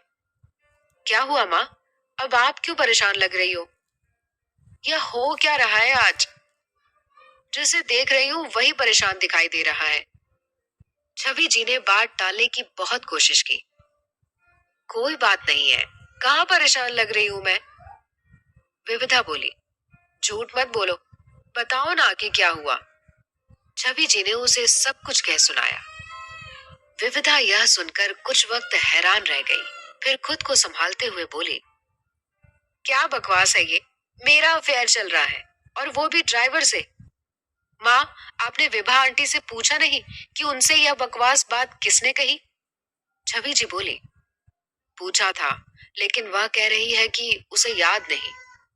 विविधा कुछ पल तक सोचती रही। आपको यह बात घर आकर मंत्रा बुआ ने बताई थी ना? छवि जी बोली, हाँ। विविधा बोली, विभा आंटी तो मंत्रा बुआ की खास दोस्त है ना? कहीं ऐसा तो नहीं कि मंत्रा बुआ ने ही विभा आंटी को यह सब बोला हो? उनके अलावा और कौन हो सकता है जिसे हमारी बदनामी से फायदा होगा? छवि जी बोली, शक तो मुझे भी है, लेकिन फिलहाल मुझे इस बात की टेंशन ज्यादा है कि कहीं यह खबर फैलते फैलते तेरे बाबूजी तक न पहुंच जाए। तू तो जानती ही है कि उन्हें हमसे ज्यादा बाहर वालों की बातों का यकीन होता है, और विभा की आदत भी तुझे पता ही है कि जरा सी खबर मिली नहीं कि बिना उसे जांचे परखे मिर्च मसाला लगा वह उसे पूरे मोहल्ले में फैला देती है। आगे क्या हुआ जानने के लिए सुनिए कहानी का अगला भाग, सिर्फ प्रतिलिपि एफएम पर। भाग 15। विविधा नाराज होकर बोली, बोलने दो, कोई कुछ भी कहे, मुझे कोई फर्क नहीं पड़ता। जब मैंने कुछ गलत किया ही नहीं तो डरूं क्यों? क्या बाबूजी को मुझ पर जरा भी भरोसा नहीं? क्या वो नहीं जानते कि मैं जहां भी जाती हूँ बताकर जाती हूँ? और अगर मुझे कोई पसंद भी होता तो आपको तो बताती ना मैं। छवि जी बोली, तुझे सफाई देने की कोई जरूरत नहीं है। मैं तो हमेशा से जानती हूँ कि मेरी बेटी बहुत अच्छी है, और अगर उसे कभी कोई पसंद भी आएगा तो मुझे जरूर कहेगी, क्योंकि तू मुझसे कभी कुछ नहीं छुपाती। लेकिन लोगों के ताने कैसे सुन पाएगी बेटा? विविधा बोली, आप मेरे साथ हो, बस यही बहुत है। और अगर किसी ने कुछ भी बकवास की तो मैं भी उसे जवाब जरूर दूंगी। विक्रम सीढ़ियों से उतर स्टडी रूम की तरफ जा रहा था कि आरुषि की याद आई। वह उसके कमरे की तरफ बढ़ चला और दरवाजे पर जाकर खड़ा हो गया। आरुषि अपने कमरे की खिड़की खोल एक ओर बैठी हुई थी। आज उसे अपने पापा की बहुत याद आ रही थी। विक्रम धीमे कदमों से उसकी ओर बढ़ा और उसके पास जाकर खड़े हो उसके सिर पर हाथ रख दिया। आरुषि को विक्रम की इस हरकत से अपने पापा के होने का एहसास हुआ, क्योंकि वह भी अक्सर पीछे से आकर उसके सिर पर ऐसे ही हाथ रख देते थे। आरुषि ने एकदम से पीछे मुड़कर पापा कहा, लेकिन सामने विक्रम को देख उसका वहम दूर हो गया। आरुषि ने जब उसे अपने कमरे में देखा तो दंग रह गई, क्योंकि आज पहली बार वो उसके कमरे में आया था। आरुषि के मुंह से पापा शब्द सुन विक्रम के चेहरे पर कसाव आ गया। कमरे में कुछ देर के लिए तनावपूर्ण शांति छा गई। विक्रम का मूड अब और भी खराब हो चुका था। वह वापस जाना चाहता था कि आरुषि धीरे से बोली, सॉरी, वो पापा भी पीछे से आकर ऐसे ही मेरे मुंह से इसलिए पापा निकल गया। विक्रम ने खुद को संभाला। ठीक है। आरुषि उठने को हुई कि विक्रम ने बैठे रहने का इशारा किया। आज तुम्हारी विविधा मैम नहीं आई ट्यूशन देने? आरुषि बोली, अभी थोड़ा वक्त है उन्हें आने में। विक्रम बोला, अगर तुम्हें ऐतराज ना हो तो मैं कुछ देर बैठ सकता हूं तुम्हारे साथ। आरुषि थोड़ा साइड में हो गई। बैठिए ना भैया। विक्रम मुस्कुरा दिया और आरुषि के पास बैठ गया। कुछ पलों तक दोनों चुप बैठे रहे और एक दूसरे से अपनी परेशानी छुपाते रहे, लेकिन दोनों ही जानते थे कि दूसरा साथी परेशान है। विक्रम को लगा कि आरुषि इसलिए उदास है क्योंकि वह स्कूल नहीं पहुंचा। सॉरी, मैं काम में उलझ गया था तो लेट हो गया। आगे से कोशिश करूंगा कि फिर ऐसा ना हो। आरुषि हल्के से मुस्कुरा दी। कोई बात नहीं भैया, पर आपको क्या हुआ है? कुछ भी तो नहीं। तो फिर आपने आज विविधा मैम की डांट चुपचाप कैसे खा ली? विक्रम को अब याद आया कि आरुषि की टेंशन के बीच में विविधा ने उसे कितना कुछ सुना दिया था और वह वाकई में चुपचाप उसकी डांट सुन रहा था। बताओ ना भाई। विक्रम बात को संभालते हुए बोला, मैंने डांट इसलिए चुपचाप खा ली क्योंकि सच में मेरी गलती थी। दोनों एक बार फिर कुछ वक्त तक चुप लगा गए। विक्रम अब उठकर जाने को हुआ कि आरुषि बोली, एक बात पूछूं आपसे? विक्रम अब वापस बैठ गया। पूछो। आप गुस्सा तो नहीं करोगे? विक्रम उसके सिर पर प्यार से हाथ रखते हुए मुस्कुरा कर बोला, नहीं करूंगा, कहो। आरुषि हिचकिचाते हुए बोली, क्या आपको पापा की बिल्कुल भी याद नहीं आती? यह सुनते ही विक्रम के चेहरे की हंसी गायब हो गई और उसने अपना हाथ वापस पीछे खींच लिया। वह नाराज सा आरुषि से नजरें हटा सामने देखने लगा। आरुषि ने कुछ वक्त तक उसके जवाब का इंतजार किया, लेकिन जब उसकी तरफ से कोई जवाब नहीं आया तो बोली, क्या आप उन्हें कभी माफ नहीं करोगे? विक्रम अब सख्त लहजे में बोला, कुछ गुनाहों की माफी कभी नहीं होती। आरुषि बोली, और अगर गुनहगार को अपने गुनाह पर पछतावा हो तो? पछतावे से हमारे हुए नुकसान की भरपाई तो नहीं हो सकती। खैर, तुम इन सब बातों से दूर रहो, अभी बच्ची हो। विक्रम उठकर कुछ ही कदम चला था कि आरुषि खड़ी हो गई। इतनी भी बच्ची नहीं हूं भाई, सब समझ आता है मुझे। विक्रम के कदम रुक गए, लेकिन अब भी वो आरुषि की तरफ पीठ किए हुए खड़ा रहा। क्या समझ आता है तुम्हें? आरुषि बोली, आप तो बड़ी माँ के जाने के बाद सब कुछ छोड़ आए थे, पर मैंने देखा था पापा को कि वो कैसे आपको हर वक्त याद किया करते थे। जब मेरी माँ ने पापा को धोखा दिया तो उन्हें अपने किए पर बहुत पछतावा था। वो बड़ी माँ से तो माफी मांग नहीं पाए, लेकिन आपकी माफी के लिए हर वक्त तड़पते रहे। पापा को उनकी बीमारी ने नहीं, उनके अपराध बोध ने मार डाला। आपको पता है, पापा हमेशा कहते थे कि मेरा विक्रम जिस रोज मुझे माफ कर देगा उस वक्त मेरी आत्मा को सुकून मिलेगा। उसकी माँ से तो मैं मरने के बाद माफी मांग ही लूंगा। पापा ने एक रोज मुझे कहा था कि मैं जरा भी ना डरूं कि उनके जाने के बाद मेरा क्या होगा, क्योंकि वो जानते थे कि आप हो मेरा ख्याल रखने के लिए। उन्होंने मुझे ये भी कहा था कि जब आप मुझे अपना लो तो मैं आपसे उनके लिए माफी मांग लूं। मैंने भी उनको वादा किया था कि एक रोज उनके लिए आपकी माफी लेकर ही रहूंगी। 2.5 महीने हो गए पापा को गुजरे, पर मैंने आज तक आपके मुंह से उनके लिए कभी कोई जिक्र नहीं सुना। और कभी कोई बात हुई भी तो आपके मुंह से उनके लिए पापा शब्द नहीं सुना। क्या सच में आपको उनसे कोई फर्क नहीं पड़ता? क्या आपको कभी उनकी याद नहीं आती? विक्रम अब भी चुपचाप खड़ा रहा। उसे ऐसे देख आरुषि आगे बढ़ी और अपने कबर्ड से एक लेटर निकाल विक्रम की ओर बढ़ा दिया। आपने तो उस रोज के बाद पापा से कभी बात नहीं की, लेकिन उन्होंने अपने दिल की सारी बातें इस लेटर में लिख दी थी, इस उम्मीद में कि कभी तो आप ये लेटर पढ़ोगे। आप ये लेटर पढ़ोगे ना भाई? विक्रम ने अपने हाथ उस लेटर को लेने के लिए आगे नहीं बढ़ाया। आरुषि ने ये देखा तो विक्रम की कठोरता देख उसकी आंखों में आंसू छलक पड़े। उसने आगे बढ़ विक्रम के ट्राउजर के पॉकेट में वो लेटर रख दिया। प्लीज भाई, एक बार पढ़ लीजिएगा।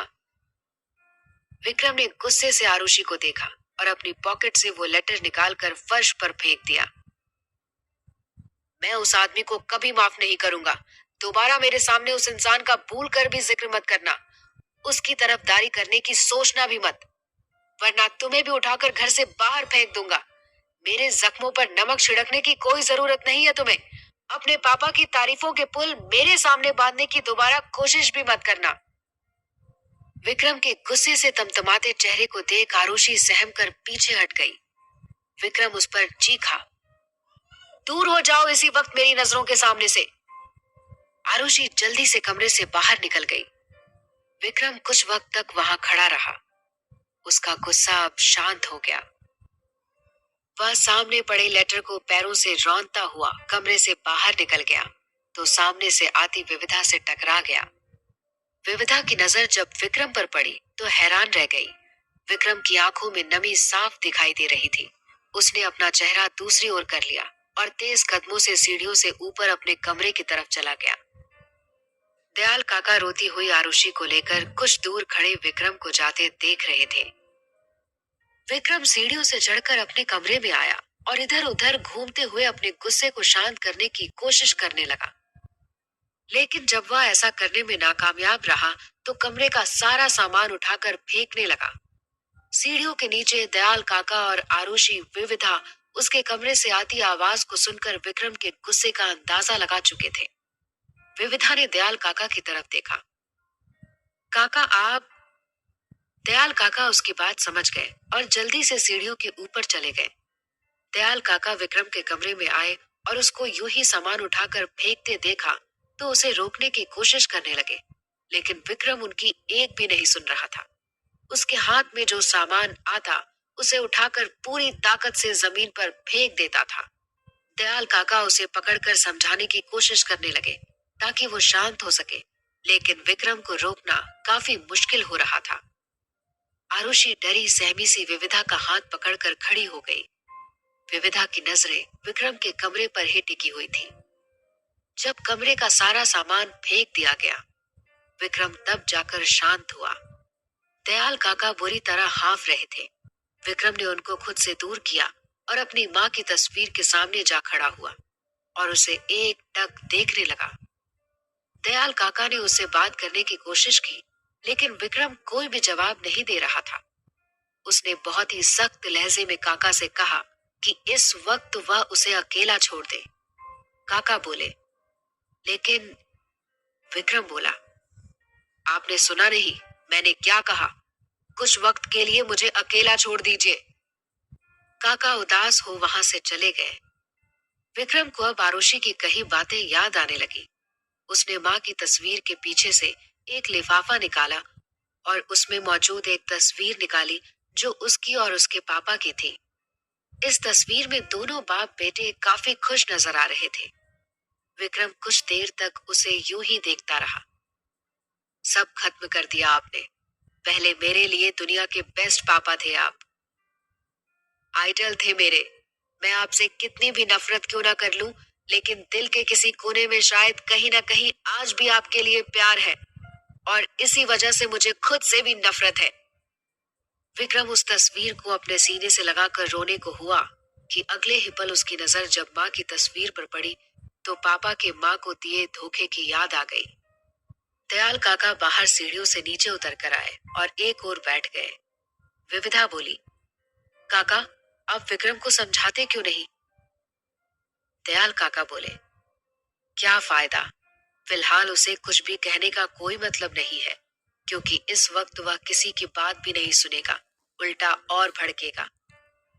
विविधा बोली, तो क्या फिर ऐसे ही वो गुस्सा करता रहेगा जिंदगी भर? दयाल काका बोले, और कोई चारा भी तो नहीं है, फिलहाल उसे अकेला छोड़ना ही सही है। आरुषि रोते हुए बोली, सब मेरी गलती है काका, मुझे भाई से वह सारी बातें नहीं करनी चाहिए थी। दयाल काका बोले, हाँ, तुम्हें अभी इस बारे में कोई बात नहीं करनी चाहिए थी उससे। मैंने मना किया था तुम्हें इस घर में लाने से पहले कि जब तक मैं ना कहूं तुम मुझसे अपने पापा का कोई भी जिक्र नहीं करोगी और ना ही उनके लेटर के बारे में बताओगी। आरुषि बोली, मुझे याद आ रही थी पापा की, तो बस। कहते हुए वह चुप हो गई। विविधा बोली, बच्ची है काका, नहीं रहा गया होगा। दयाल काका ने मायूसी से आरुषि के कमरे में जाकर बड़े मालिक का लेटर उठा साफ करने के बाद अपने कुर्ते की जेब में रख लिया। काका कमरे से बाहर निकल आए और विविधा से बोले, बेटा, अगर तुम आरुषि को पढ़ाना चाहती हो तो पढ़ा सकती हो, वरना घर चली जाओ आज। विविधा ने आरुषि की तरफ देखा, जो काफी डरी सहमी सी लग रही थी। मुझे भी नहीं लगता काका कि आरुषि फिलहाल पढ़ने की हालत में है, मेरा छुट्टी लेना ही सही रहेगा। विविधा वहां से जाने लगी कि आरुषि ने उसका हाथ पकड़ लिया। मैम प्लीज मत जाओ, भाई को समझाओ ना कि इतना गुस्सा ना करे। विविधा बोली, देखो आरुषि, यह तुम्हारे घर का मामला है, मैं इसमें ज्यादा दखल नहीं दे सकती। फिर काका ने बताया ना कि विक्रम काफी गुस्से में है, वो मेरी बात नहीं सुनेगा। आरुषि बोली, तो आप आज यही रुक जाओ ना। विविधा ने दयाल काका की तरफ देखा, वह शांत से बैठे थे। विविधा ने कुछ देर सोचकर कहा, काका, मैं आरुषि को आज अपने साथ घर ले जाऊं? वहां पर मैं हूँ, माँ है और बाऊजी भी है, तो इसका मन लग जाएगा और सुबह कल तक विक्रम का गुस्सा भी थोड़ा हल्का हो जाएगा। काका बोले, नहीं, विक्रम को अगर यह बात पता चली तो वह और भी ज्यादा गुस्सा करेगा कि आरुषि को क्यों भेजा। इसे यहीं रहने दो, ये कहीं नहीं जाएगी। विविधा बोली, लेकिन काका, ऐसे माहौल में बच्चे के दिमाग पर क्या असर पड़ेगा? क्या देखेगी और क्या सीखेगी यह? अपने पिता के धोखे को याद कर विक्रम के हाव भाव एक बार फिर बदल गए। उसने अब गुस्से से वापस उस तस्वीर को लिफाफे में बंद कर माँ की तस्वीर के पीछे रख दिया और कमरे में एक और फर्श पर पड़ी गाड़ी की चाबी को उठा तेज कदमों से कमरे से बाहर की ओर चल पड़ा। काका विविधा की बात का कोई जवाब देते कि उन्हें विक्रम के कमरे का दरवाजा खुलने की आवाज आई। तीनों उस ओर देखने लगे। आरुषि विविधा के पीछे छुपकर खड़ी हो गई। विक्रम सीढ़ियों से उतरकर सभी को नजरअंदाज कर सीधे घर से बाहर निकल गया। कुछ ही पलों में उसकी गाड़ी की आवाज आई। विक्रम जा चुका था। विविधा आरुषि को उसके कमरे में ले गई और समझा बुझाकर शांत किया। वह कुछ देर तक उसके पास बैठी रही और जोक सुनाकर उसे हंसाने लगी। आरुषि का डर कुछ हद तक कम हो गया था। वह थोड़ी ही देर में सो गई।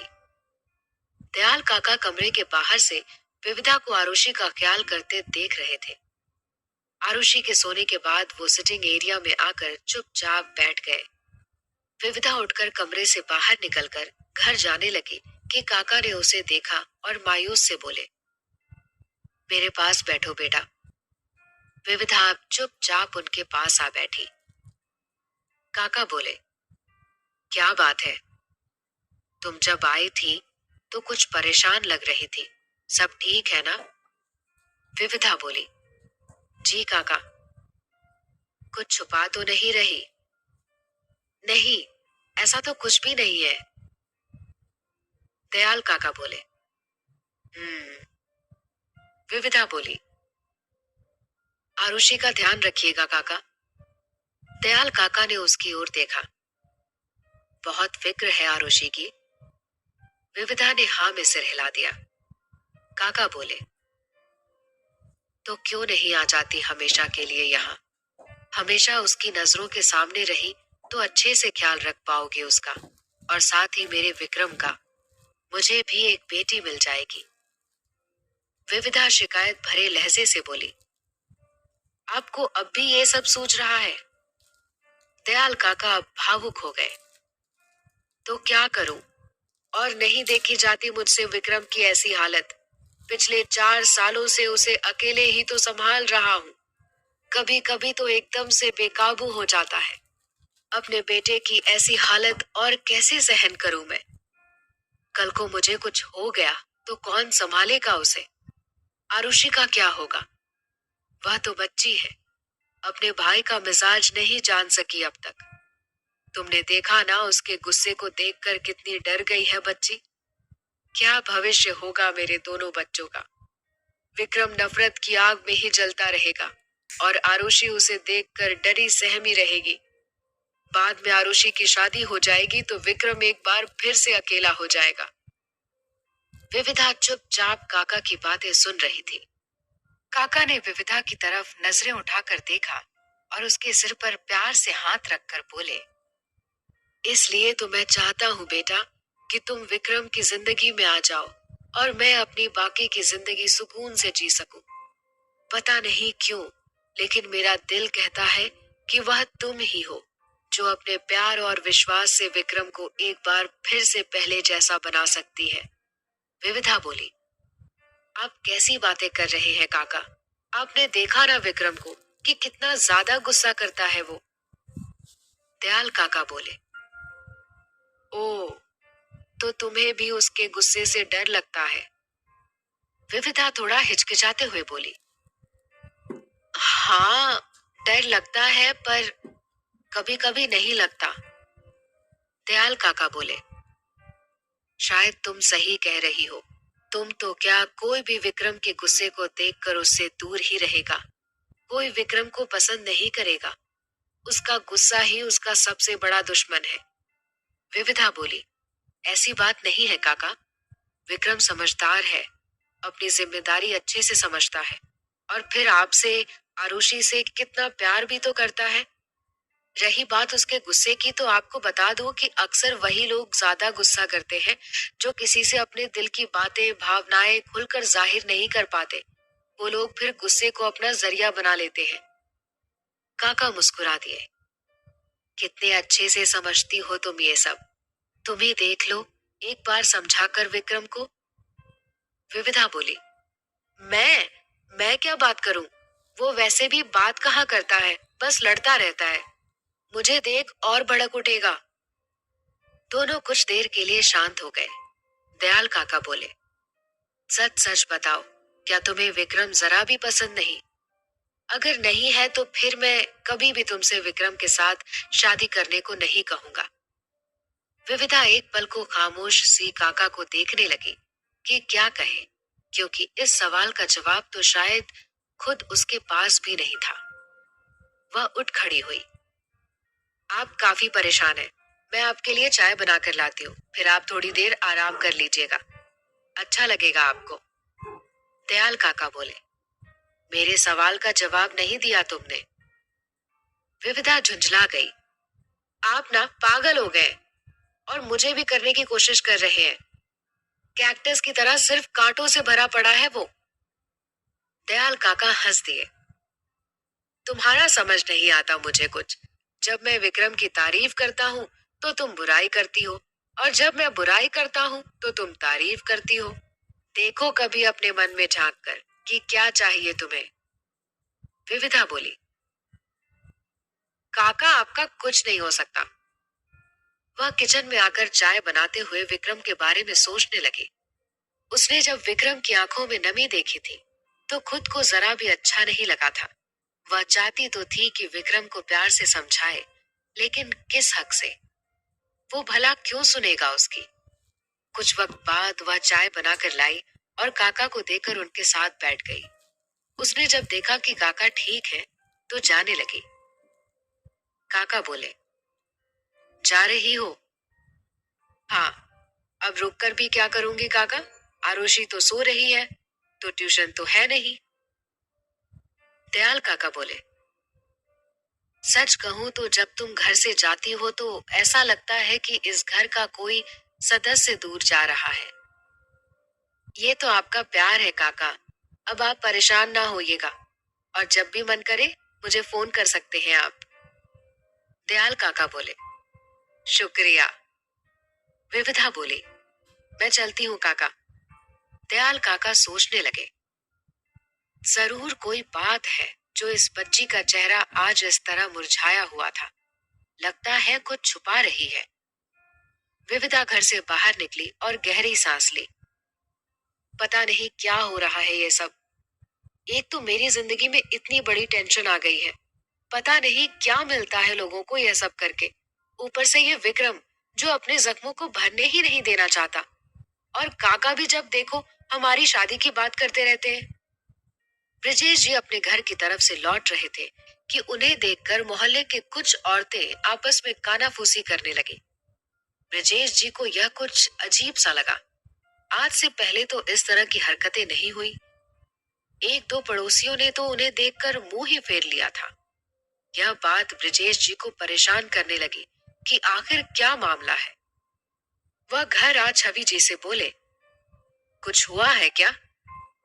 छवि जी अपना डर छिपाते हुए बोली, नहीं तो। ब्रजेश जी बोले, तो फिर यह मोहल्ले की औरतें आज मुझे देखकर इस तरह क्यों कानाफूसी कर रही थी? कल तक जो भाई साहब करके रट लगाए रखती थी, आज मुझे नजरअंदाज करके चली गई। छवि जी के अब हाथ पैर ठंडे पड़ गए। उन्हें लगा कि शायद अब सच सामने आने के करीब है। उन्हें भले ही लोगों की बात से फर्क न पड़ता हो, लेकिन कहीं गुस्से में ब्रजेश जी कोई गलत फैसला ना ले ले। विविधा विक्रम के घर से थोड़ी दूर ही चली थी कि मेघा का फोन आया। विविधा ने इधर उधर देखा तो सामने कुछ दूर एक पार्क नजर आया। उसने थोड़ा आगे बढ़कर उस पार्क के एक ओर स्कूटी खड़ी की। हाँ दी, कहिए। मेघा विविधा पर कटाक्ष करते हुए बोली, क्या बात है विविधा, तू तो बड़ी तेज निकली। सबके सामने तो बड़ी शरीफ बनती है और पीछे से बॉयफ्रेंड बना उसके साथ घूमती रहती है। आज ट्यूशन पढ़ाने ही गई थी या बॉयफ्रेंड के साथ घूमने निकली है? विविधा यह सुन खींच गई। ऐसा कुछ भी नहीं है जैसा आप सोच रही हो। सब झूठ है। मेरा किसी से कोई अफेयर नहीं है। मेघा बोली, पूरे मोहल्ले में बात फैल चुकी है तेरी। अब तो झूठ मत बोल। ढूंढा भी कौन? एक ड्राइवर? कहकर वो जोर जोर से हंसने लगी। विविधा बोली, क्यों? ड्राइवर क्या इंसान नहीं होते? मेघा बोली, हाँ तो तू रख उस ड्राइवर को, तेरे लिए वही सही है। लेकिन हाँ, उसके मालिक से मेरे लिए बात चला लेना। अगर मैं तेरे उस ड्राइवर के मालिक की बीवी बन गई तो उसकी पगार में 2-4 हजार रुपए तरक्की कर दूंगी। अब अपनी बहन के लिए इतना तो कर ही सकती हूँ ना मैं। विविधा ने गुस्से में कॉल कट कर दी और गुस्से से बड़बड़ाती हुई पार्क में पहुंच एक और कोने में आकर बेंच पर बैठ गई। उस वक्त वहां पार्क में गिनती के कुछ ही लोग थे जो दूर बैठे थे। विविधा को मेघा की बातें बहुत बुरी लगी थी। वह सोचने लगी कि पता नहीं क्या हो रहा है उसकी जिंदगी में। क्यों बिना गलती के उसका नाम ऐसे उछाला जा रहा है? क्या अब मेघा जैसी लड़कियां भी उस पर उंगलियां उठाएंगी? विविधा की आंखों में अब आंसू थे। उसने उन्हें पोंछने के लिए हाथ उठाया कि उसे कुछ एहसास हुआ। उसने चेहरा उठा सामने देखा तो कुछ ही दूर पर एक बेंच पर विक्रम किसी गहरी सोच में डूबा हुआ था। आगे क्या हुआ जानने के लिए सुनिए कहानी का अगला भाग सिर्फ प्रतिलिपि एफएम पर। भाग 16। विविधा उसे वहां देख चौंक गई कि ये यहाँ क्या कर रहा है। विक्रम को पता ही नहीं था कि विविधा कुछ दूर उसके सामने ही आ बैठी है। शायद वह इस वक्त अपनी माँ की यादों में खोया हुआ था। उसकी आंखों में आंसू साफ नजर आ रहे थे, जो कभी भी छलक सकते थे। विक्रम अपने चेहरे को हाथों में छुपाकर बैठ गया और जोर जोर से रोने लगा। उसे इस कदर रोते हुए देख विविधा की आंखों से भी आंसू बह पड़े। वह समझ नहीं पा रही थी कि इस वक्त क्या सही रहेगा। वह उसके पास जाना चाहती थी, पर साथ ही यह भी डर था कि कहीं विक्रम और भी ज्यादा गुस्सा ना हो जाए। कुछ पल तक वह जैसे तैसे खुद को रोकती रही, लेकिन विक्रम का यह हाल उससे अब और नहीं देखा जा रहा था। वह उठकर हिचकिचाते हुए उसकी बेंच के पास जा पहुंची। विक्रम अभी भी रोए जा रहा था। विविधा ने उसके कंधे पर हाथ रखना चाहा, फिर घबराकर पीछे कर लिया। वह अब विक्रम की बेंच पर ही उससे थोड़ी दूर बैठ गई और आखिरकार उसके कंधे पर हाथ रख दिया। विक्रम को जैसे ही किसी का स्पर्श महसूस हुआ, उसका रोना बंद हो गया। उसने अब खुद को संभाला और चेहरे से हाथ हटा अपने बाजू में देखा तो सामने बैठी विविधा को पाकर वह पहले तो हैरान रह गया कि ये यहाँ कैसे। फिर अगले ही पल असहज हो गया, क्योंकि वह नहीं चाहता था कि कोई भी उसे यूं कमजोर पड़ते देखे। लेकिन विविधा ने उसे टूटते हुए देख लिया था। लेकिन विविधा की आंखों में आंसू क्यों है? उसने अब अपना चेहरा दूसरी ओर किया और आंसू पोंछ खुद को संभालने की कोशिश करने लगा। उसे इस कदर बिखरा हुआ देख विविधा खुद को और नहीं रोक पाई और उठकर विक्रम के पास जा खड़ी हुई और उसे खुद की बाहों में ले लिया। विक्रम ने एक दो बार नाराजगी से उसे खुद से दूर करने की कोशिश की, लेकिन विविधा ने उसकी एक न चलने दी। विक्रम कुछ ही पलों में एक बार फिर रो पड़ा। उसने भी विविधा को मजबूती से थाम लिया। दोनों के आंसू साथ साथ बहने लगे। थोड़ी देर बाद विक्रम एकदम शांत हो गया। विविधा को अब एहसास हुआ कि उसने कुछ देर पहले क्या किया। वह अब विक्रम से दूर हो गई। वह भी पीछे होकर बैठ गई। विविधा वापस से बेंच पर बैठ गई और आंसू पोंछ अपने पास मौजूद पानी की बोतल निकाल विक्रम के सामने कर दी। कुछ वक्त तक विक्रम खामोश बैठा रहा, फिर हाथ बढ़ा बोतल ले ली और थोड़ा पानी पीने के बाद अपना चेहरा धोने लगा, ताकि किसी और को उसके रोने का पता ना चले। उसने बिना विविधा की ओर देखे बोतल उसकी ओर कर दी, जिसे उसने ले लिया। विक्रम अब अपने पॉकेट चेक करने लगा। विविधा चुपचाप बैठी उसकी सारी हरकतों को नोटिस कर रही थी। उसने जब देखा कि विक्रम को उसका रुमाल नहीं मिला है, तो उसके सामने जा खड़ी हुई और अपने दुपट्टे का एक छोर उसके सामने कर दिया। विक्रम ने एक बार उस दुपट्टे को देखा, फिर नजर उठा विविधा की ओर देखा, जो उसे ही देख रही थी। फिर बेरुखी से बोला, मुझे नहीं चाहिए। वह वहां से जाने के लिए जैसे ही उठने को हुआ कि विविधा ने उसे धक्का दे वापस बैठा दिया। विक्रम गुस्से से उसे देखने लगा। तुम्हारी हिम्मत कैसे हुई धक्का देने की? तुम। विविधा गुस्से से उसे घूरने लगी और चुप रहने का इशारा करते हुए बोली, मुझे अपने गुस्से से डराने की कोशिश मत करो। ये खड़ूसपन किसी और को दिखाना। चुपचाप मुंह पोछो अपना। कहते हुए उसने अपना दुपट्टा एक बार फिर आगे किया। विक्रम पलटकर विविधा को जवाब देना चाहता था, लेकिन पार्क में कुछ लोगों को आते देख तमाशा न करने का सोच चुप रह गया। विविधा ने जब विक्रम को खुद की बात को अनसुना करते हुए देखा, तो सोचा कि इससे बहस करने से अच्छा है कि मैं ही कर देती हूँ। विविधा ने अब जैसे ही विक्रम की ओर दुपट्टा बढ़ाया कि उसने हाथ से विविधा के हाथ को पीछे कर दिया। विविधा ने दो तीन बार और कोशिश की, लेकिन विक्रम नहीं माना। आखिरकार विविधा नाराजगी से बोली, तुम ऐसे नहीं मानोगे। कोई बात नहीं, तुम्हारे जैसे बिगड़े बच्चों को सुधारना बहुत अच्छे से आता है मुझे। विक्रम कुछ समझ पाता कि विविधा ने अपना दुपट्टा लिया और उसके एक छोर से उसके दोनों हाथ एक साथ बांध दिए। विक्रम विविधा की इस हरकत को देख हैरान सा उसे देखता रह गया। विविधा अपनी ही धुन में मगन थी। कभी तो इंसानों की तरह पेश आया करो। हर बार साबित करने की जरूरत नहीं है कि तुम ड्रैकुला या महिषासुर हो। जब देखो बिगड़ैल बच्चों जैसे पेश आते हो। उसने जैसे ही दुपट्टे के दूसरे छोर से विक्रम का चेहरा साफ करना चाहा कि वह पीछे हट गया और सख्त लहजे में बोला, दिमाग खराब हो गया है तुम्हारा। हाथ खोलो मेरे अभी, इसी वक्त, वरना। विविधा अपने दोनों हाथ बांधकर खड़ी हो गई। लगता है तुम ऐसे नहीं मानोगे। विक्रम गुस्से से उसे घूरे जा रहा था। विविधा वही एक पेड़ के पास गई और उससे एक थोड़ी मजबूत सी टहनी तोड़ उसकी छड़ी बनाकर विक्रम के सामने आ खड़ी हुई। अगर अब ज्यादा चू चपड़ की ना तो ये छड़ी सीधे तुम्हें लगेगी। विक्रम गरजा। मुझे बच्चा समझ रखा है क्या? विविधा बोली। तुम ऐसे नहीं मानोगे। लगता है कि तुम्हें डेमो देना पड़ेगा। कहकर उसने जैसे ही छड़ी उठाई कि विक्रम ने डर से आंखें बंद कर ली। पागल हो गई हो क्या? लग जाएगी मुझे। विविधा बोली। इतना ही डर है तो चुप बैठो। विक्रम सोचने लगा कि इस लड़की का कोई भरोसा नहीं है, कहीं सच में मार दे। वह अब चुप होकर बैठ गया। विविधा अब आराम से उसका चेहरा साफ करने लगी। That's like a good boy.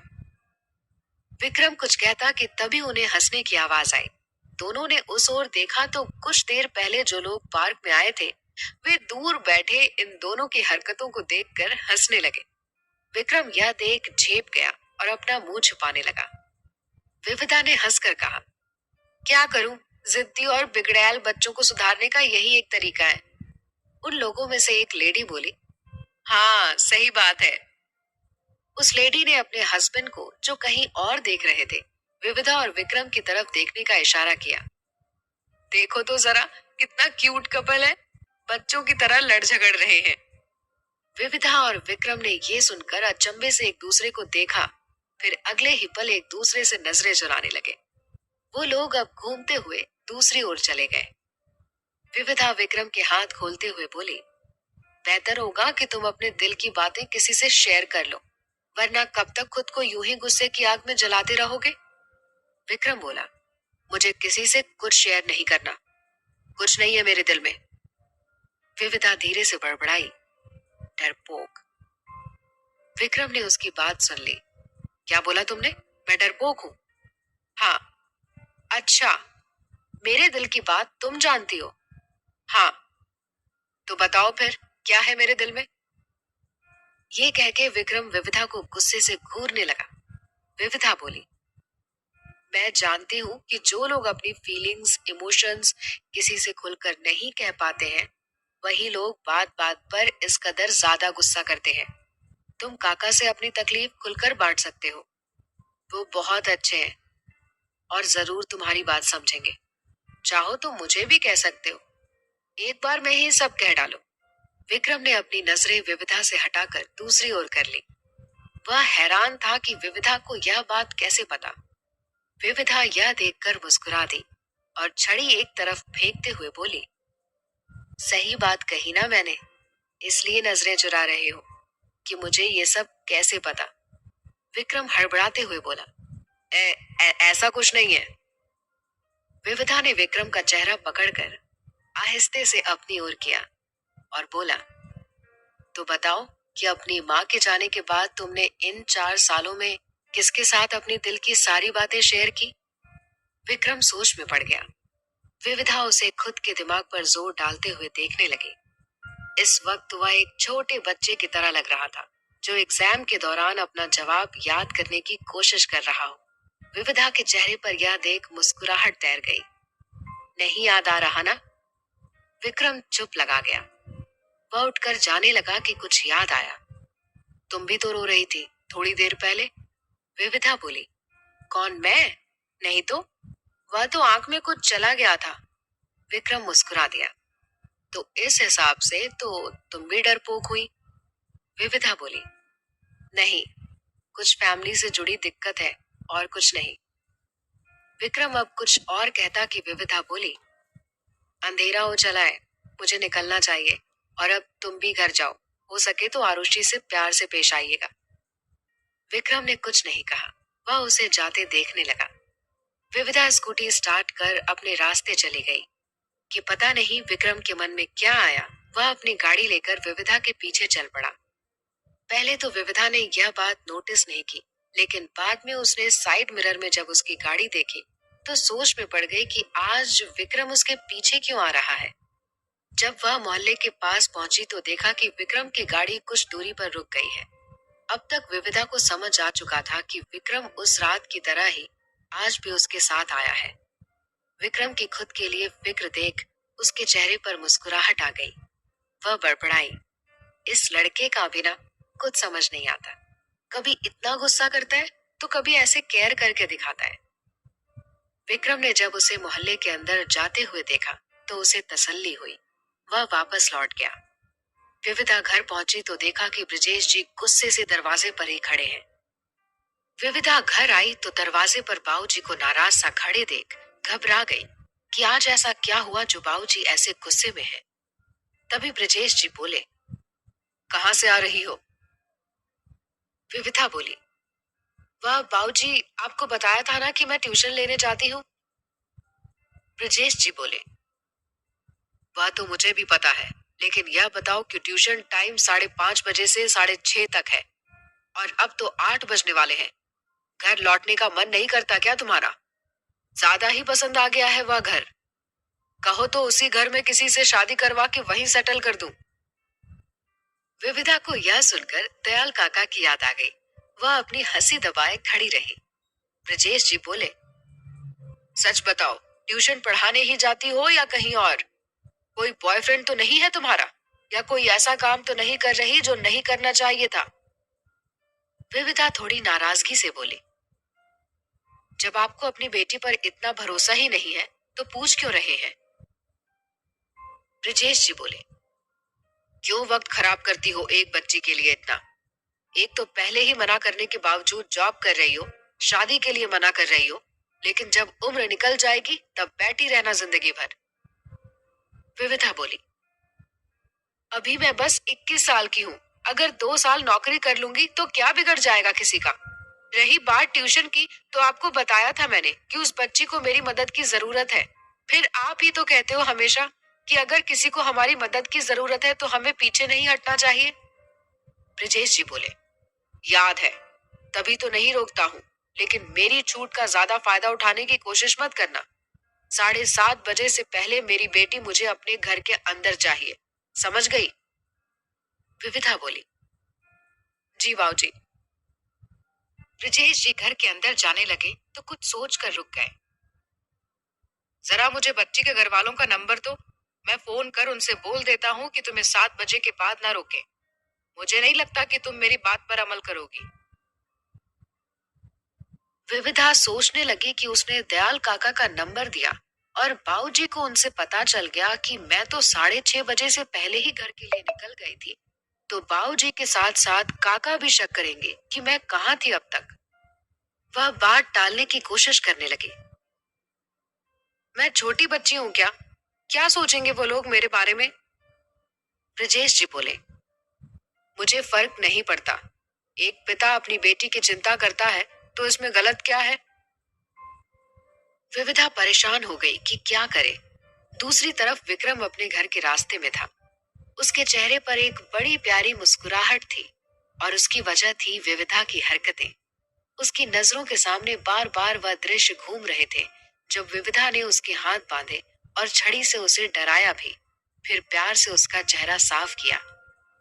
Vikram सोचने लगा, मुझे तो पता ही नहीं था कि यह मासूम सी दिखने वाली लड़की इतनी सख्त मिजाज भी हो सकती है। पता नहीं स्कूल में क्या करती होगी बच्चों के साथ। और ये ऐसी हरकतों के बाद आरुषि की फेवरेट टीचर बन भी कैसे गई? आरुषि की याद आते ही विक्रम अब संजीदा हो गया। उसे महसूस हुआ कि आरुषि को इतना नहीं डांटना चाहिए था, लेकिन वह भी क्या करता। उसने उस शख्स की तरफदारी की जिसके बारे में वह एक शब्द भी नहीं सुनना चाहता था। कितने प्यार से गया था कि उसके पास बैठकर बातें करूंगा थोड़ी देर, लेकिन सब खराब हो गया।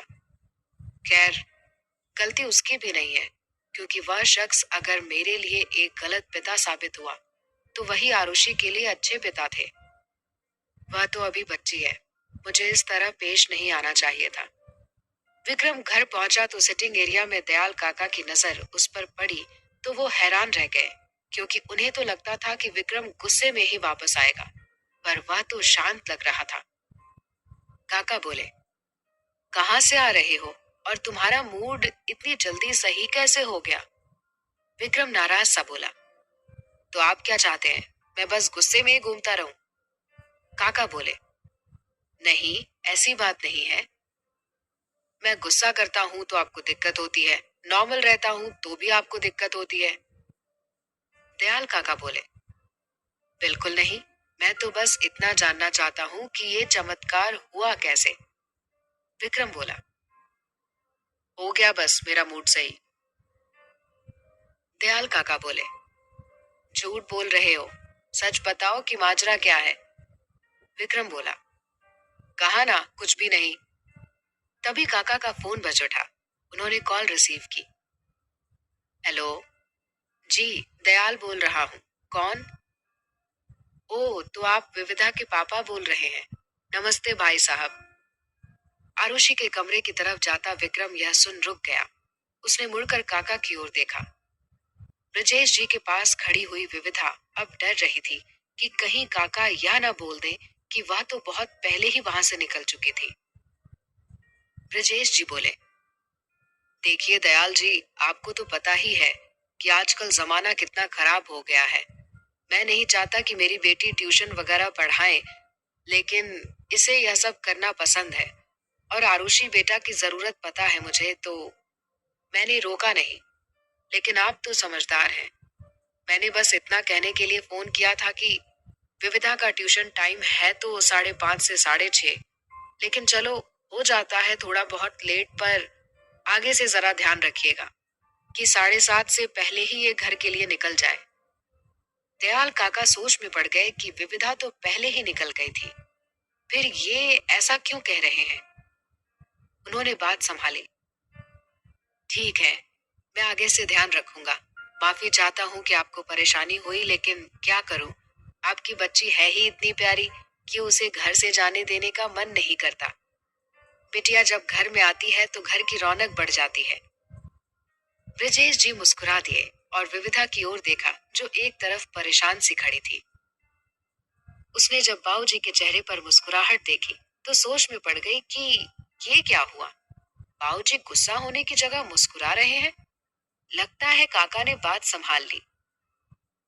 दयाल काका बोले, आइए ना कभी हमारे घर, साथ में बैठकर चाय पियेंगे। बड़ी इच्छा है आपसे मिलने की। दोनों ने कुछ देर खूब अच्छे से बातें की। ब्रजेश जी ने दयाल काका का इनविटेशन एक्सेप्ट कर लिया और जल्द ही काका से मिलने का वादा किया। दयाल काका बोले, जरूर, मैं इंतजार करूंगा। दोनों ने कॉल डिस्कनेक्ट कर दिया। ब्रजेश जी ने विविधा के सिर पर प्यार से हाथ रखा।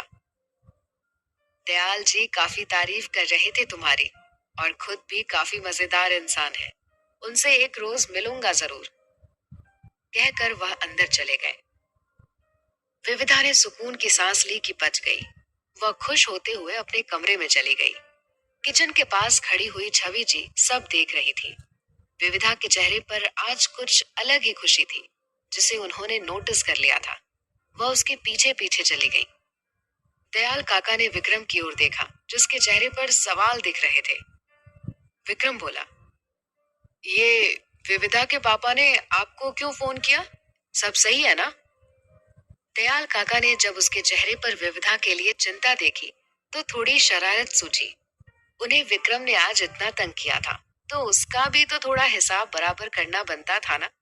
वह उसको परेशान करने के लिए गंभीर होने का नाटक करते हुए बोले, लगता है विविधा सही लड़की नहीं है। विक्रम चौंका। क्यों? दयाल काका बोले, बात ही ऐसी है। तकरीबन 1.5 घंटे पहले यहाँ से घर के लिए निकली थी और अब जाकर वहां पहुंची है। विक्रम थोड़ा असहज हो गया। दयाल काका बोले, अब तुम ही बताओ कि इतने वक्त तक कहाँ थी लड़की? आज कुछ परेशान भी लग रही थी। लगता है इसका भी कोई बॉयफ्रेंड है या फिर किसी गलत संगत में है, तभी तो घर वालों से झूठ बोला। मैं तो उसे कितनी अच्छी समझता था, पर वह तो एक बेकार लड़की निकली। कल आने दो उसे, मैं साफ कह दूंगा कि आरुषि को ट्यूशन नहीं पढ़ाएगी। कल को हमारी बच्ची को भी बिगाड़ देगी। विक्रम को गुस्सा आ गया। कुछ भी बोले जा रहे हैं आप, बिना कुछ जाने। हो सकता है कि किसी काम में फंस गई हो। काका बोले, अरे तुम नहीं जानते आजकल की लड़कियों को कि कितनी बिगड़ गई हैं। अगर काम से गई थी तो फिर अपने पापा से क्यों छुपाया? विक्रम बोला, जरूरी तो नहीं कि हर लड़की एक जैसी हो। काका बोले, तुम कब से उसकी तरफदारी करने लगे? तुम्हें तो वह कभी पसंद नहीं थी ना? विक्रम बोला, हाँ, नहीं है पसंद, लेकिन वह गलत नहीं है। दयाल काका बोले, तुम कुछ नहीं जानते। विक्रम अब झुंझला उठा, मैं सब जानता हूँ काका, लेकिन आप कुछ नहीं जानते। दयाल काका बोले, क्या नहीं जानता मैं? यही कि विविधा 1 घंटे मेरे साथ थी। दयाल काका यह सुनकर दंग रह गए। क्या? तुम्हारे साथ थी? लेकिन वह तो तुम्हारे जाने के बाद घर से निकली थी। तुम्हें कहाँ मिली? और यह बताओ कि कहीं ऐसा तो नहीं कि मैं यहाँ तुम दोनों के रिश्ते को हवा देने की कोशिश में लगा हूँ और तुम दोनों पहले ही आग जलाकर बैठे हो? विक्रम बोला, ऐसा कुछ भी नहीं है। मैं पार्क में जाकर बैठा हुआ था, पता नहीं वह भी कहाँ से आ गई। दयाल काका बोले, फिर? फिर कुछ नहीं, झगड़ने लगी। दयाल काका ने अपना सिर पकड़ लिया। हे भगवान, ढंग से दो बातें भी नहीं कर सकते हो तुम लोग। विक्रम बोला, मैं क्यों करूं? लड़ने में बहुत माहिर है आपकी विविधा। लौटते वक्त अंधेरा हो गया, अब उसके पापा तो डांटेंगे ही ना। दयाल काका बोले, तुम भी कमाल करते हो। अकेले क्यों जाने दिया बच्ची को? कोई अनहोनी हो जाती तो? विक्रम बोला, पता है, इतना भी बेवकूफ नहीं हूं मैं, इसलिए अपनी गाड़ी से उसके मोहल्ले तक पीछे गया था। जब वह अंदर चली गई तब लौट कर आया हूं। दयाल काका यह सुनकर हंसने लगे। विक्रम बोला, आप हंस क्यों रहे हो? दयाल काका बोले, कुछ तो बदल रहा है तुम दोनों के बीच। विक्रम हड़बड़ा गया। नहीं तो, किसने कहा आपसे? तुम्हारी हरकतों ने। पहले जब विविधा तुमसे लड़ती थी तो सड़ा हुआ मुंह बनाकर घूमते थे, लेकिन आज तो ऐसा कुछ भी नहीं हुआ उससे झगड़ा होने के बाद। विक्रम बोला, आपसे बात करना ही बेकार है। दयाल काका जोर से हंसने लगे। छवि जी विविधा के कमरे में उसके पीछे जा पहुंची। विविधा की नजर उन पर पड़ी तो मुस्कुरा दी। अब आप भी डांट लगाने आई हो कि लेट कैसे हो गई? छवि जी बोली, नहीं, मैं तो वो पूछने आई हूँ जो तू छुपा रही है। विविधा चौंक गई। मैं क्या छुपा रही हूँ माँ? झूठ मत बोल, सच सच बता कि क्या बात है। आज मेरी बेटी कुछ पतली हुई सी क्यों लग रही है? विविधा सोच में पड़ गई कि क्या कहे। विविधा बोली, नहीं तो माँ, ऐसा कुछ भी नहीं है। छवि जी बोली, अपनी माँ को पागल मत बना। आज बाबूजी से डांट खाने के बाद भी तो खुश नजर आ रही है, वरना और दिन तो मुंह फुला लेती थी। फिर आज क्या हुआ? विविधा हंसते हुए बोली, क्योंकि आज मेरा मूड काफी अच्छा है। छवि जी बोली, वही तो पूछ रही हूँ कि आज तेरा मूड इतना अच्छा क्यों है, मुझे भी बताना। विविधा एकदम से बोल पड़ी, वह विक्रम है ना, आज उसे खूब परेशान किया मैंने। सच्ची बड़ा मजा आया जब बच्चों की तरह उसे डांटा और हाथ भी बांध दिए। छवि जी यह सुनकर चौंकी। क्या? तूने उस खड़ूस उर्फ ड्रैकुला 2.0 के हाथ बांधे और उसने कुछ नहीं कहा? विविधा बोली, अरे कहना तो दूर माँ, उल्टा वह तो मेरे हाथ में छड़ी देख भीगी बिल्ली बनकर रह गया। बेचारे के मुंह से एक शब्द तक नहीं निकला। छवि जी हैरानी से उसे देखने लगी। ये चमत्कार कैसे हुआ भला? जितना तूने उसके बारे में आज तक मुझे बताया है, उस हिसाब से तो नहीं लगता कि विक्रम जैसा गुस्सैल लड़का तुझसे डर जाए और तेरी सारी हरकतें बर्दाश्त कर ले। लेकिन अगर ऐसा हुआ भी है तो बता तो जरा कि पूरा मामला क्या है। विविधा ने छवि जी को पूरा किस्सा कह दिया। छवि जी गंभीर हो बोली, बहुत बुरा हुआ है बेचारे के साथ। वह ऐसा खुद नहीं है, बल्कि हालातों ने उसे ऐसा बनाया है। खैर, आरुषि भी बच्ची है तो उस पर गुस्सा नहीं निकालना था विक्रम को। विविधा बोली, आप सही कह रही हैं माँ। आपको पता है, दयाल काका भी अक्सर यही कहते हैं कि उनका विक्रम पहले ना के बराबर गुस्सा करता था और सभी से बड़े प्यार से पेश आता था। माँ, क्या विक्रम हमेशा ऐसा ही रहेगा? क्या वो कभी पहले जैसा नहीं होगा? छवि जी एक पल को विविधा को देखती रही, फिर मुस्कुरा दी। हाँ भी और नहीं भी। विविधा असमंजस में बोली। क्या मतलब? छवि जी बोली। मतलब ये कि अगर उसे ऐसा कोई मिल गया जो उसके जख्मों पर मरहम लगा सके, तो वो बदल जाएगा, वरना शायद हमेशा ऐसे ही रहेगा। विविधा विक्रम के बारे में सोचते हुए बोली, वैसे माँ, विक्रम अब भी इतना बुरा नहीं है। आपको पता है, आज जब मैं घर लौटते वक्त लेट हो गई थी, तो वो चुपके से मोहल्ले के बाहर तक मेरे पीछे आया कि मैं सही से यहाँ तक पहुंच जाऊं। विक्रम फिक्र आज भी करता है, बस जताना छोड़ दिया है और अपने सारे एहसासों को खुद के अंदर ही समेट कर रखता है वो। विविधा विक्रम की तारीफ करने लगी। छवि जी शांत से उसकी बातें सुनने लगी। उन्हें विविधा की आंखों में एक अलग ही तरह का उत्साह दिखाई दे रहा था। वह समझ रही थी कि विविधा को विक्रम पसंद आने लगा है शायद। जब काफी देर तक विविधा बोलती रही, तो छवि जी उठ खड़ी हुई। खाना लगा देती हूँ, आकर खाना खा ले, क्योंकि इस विक्रम पुराण से तो पेट नहीं भरेगा तेरा। कमाल ही हो गया ये तो।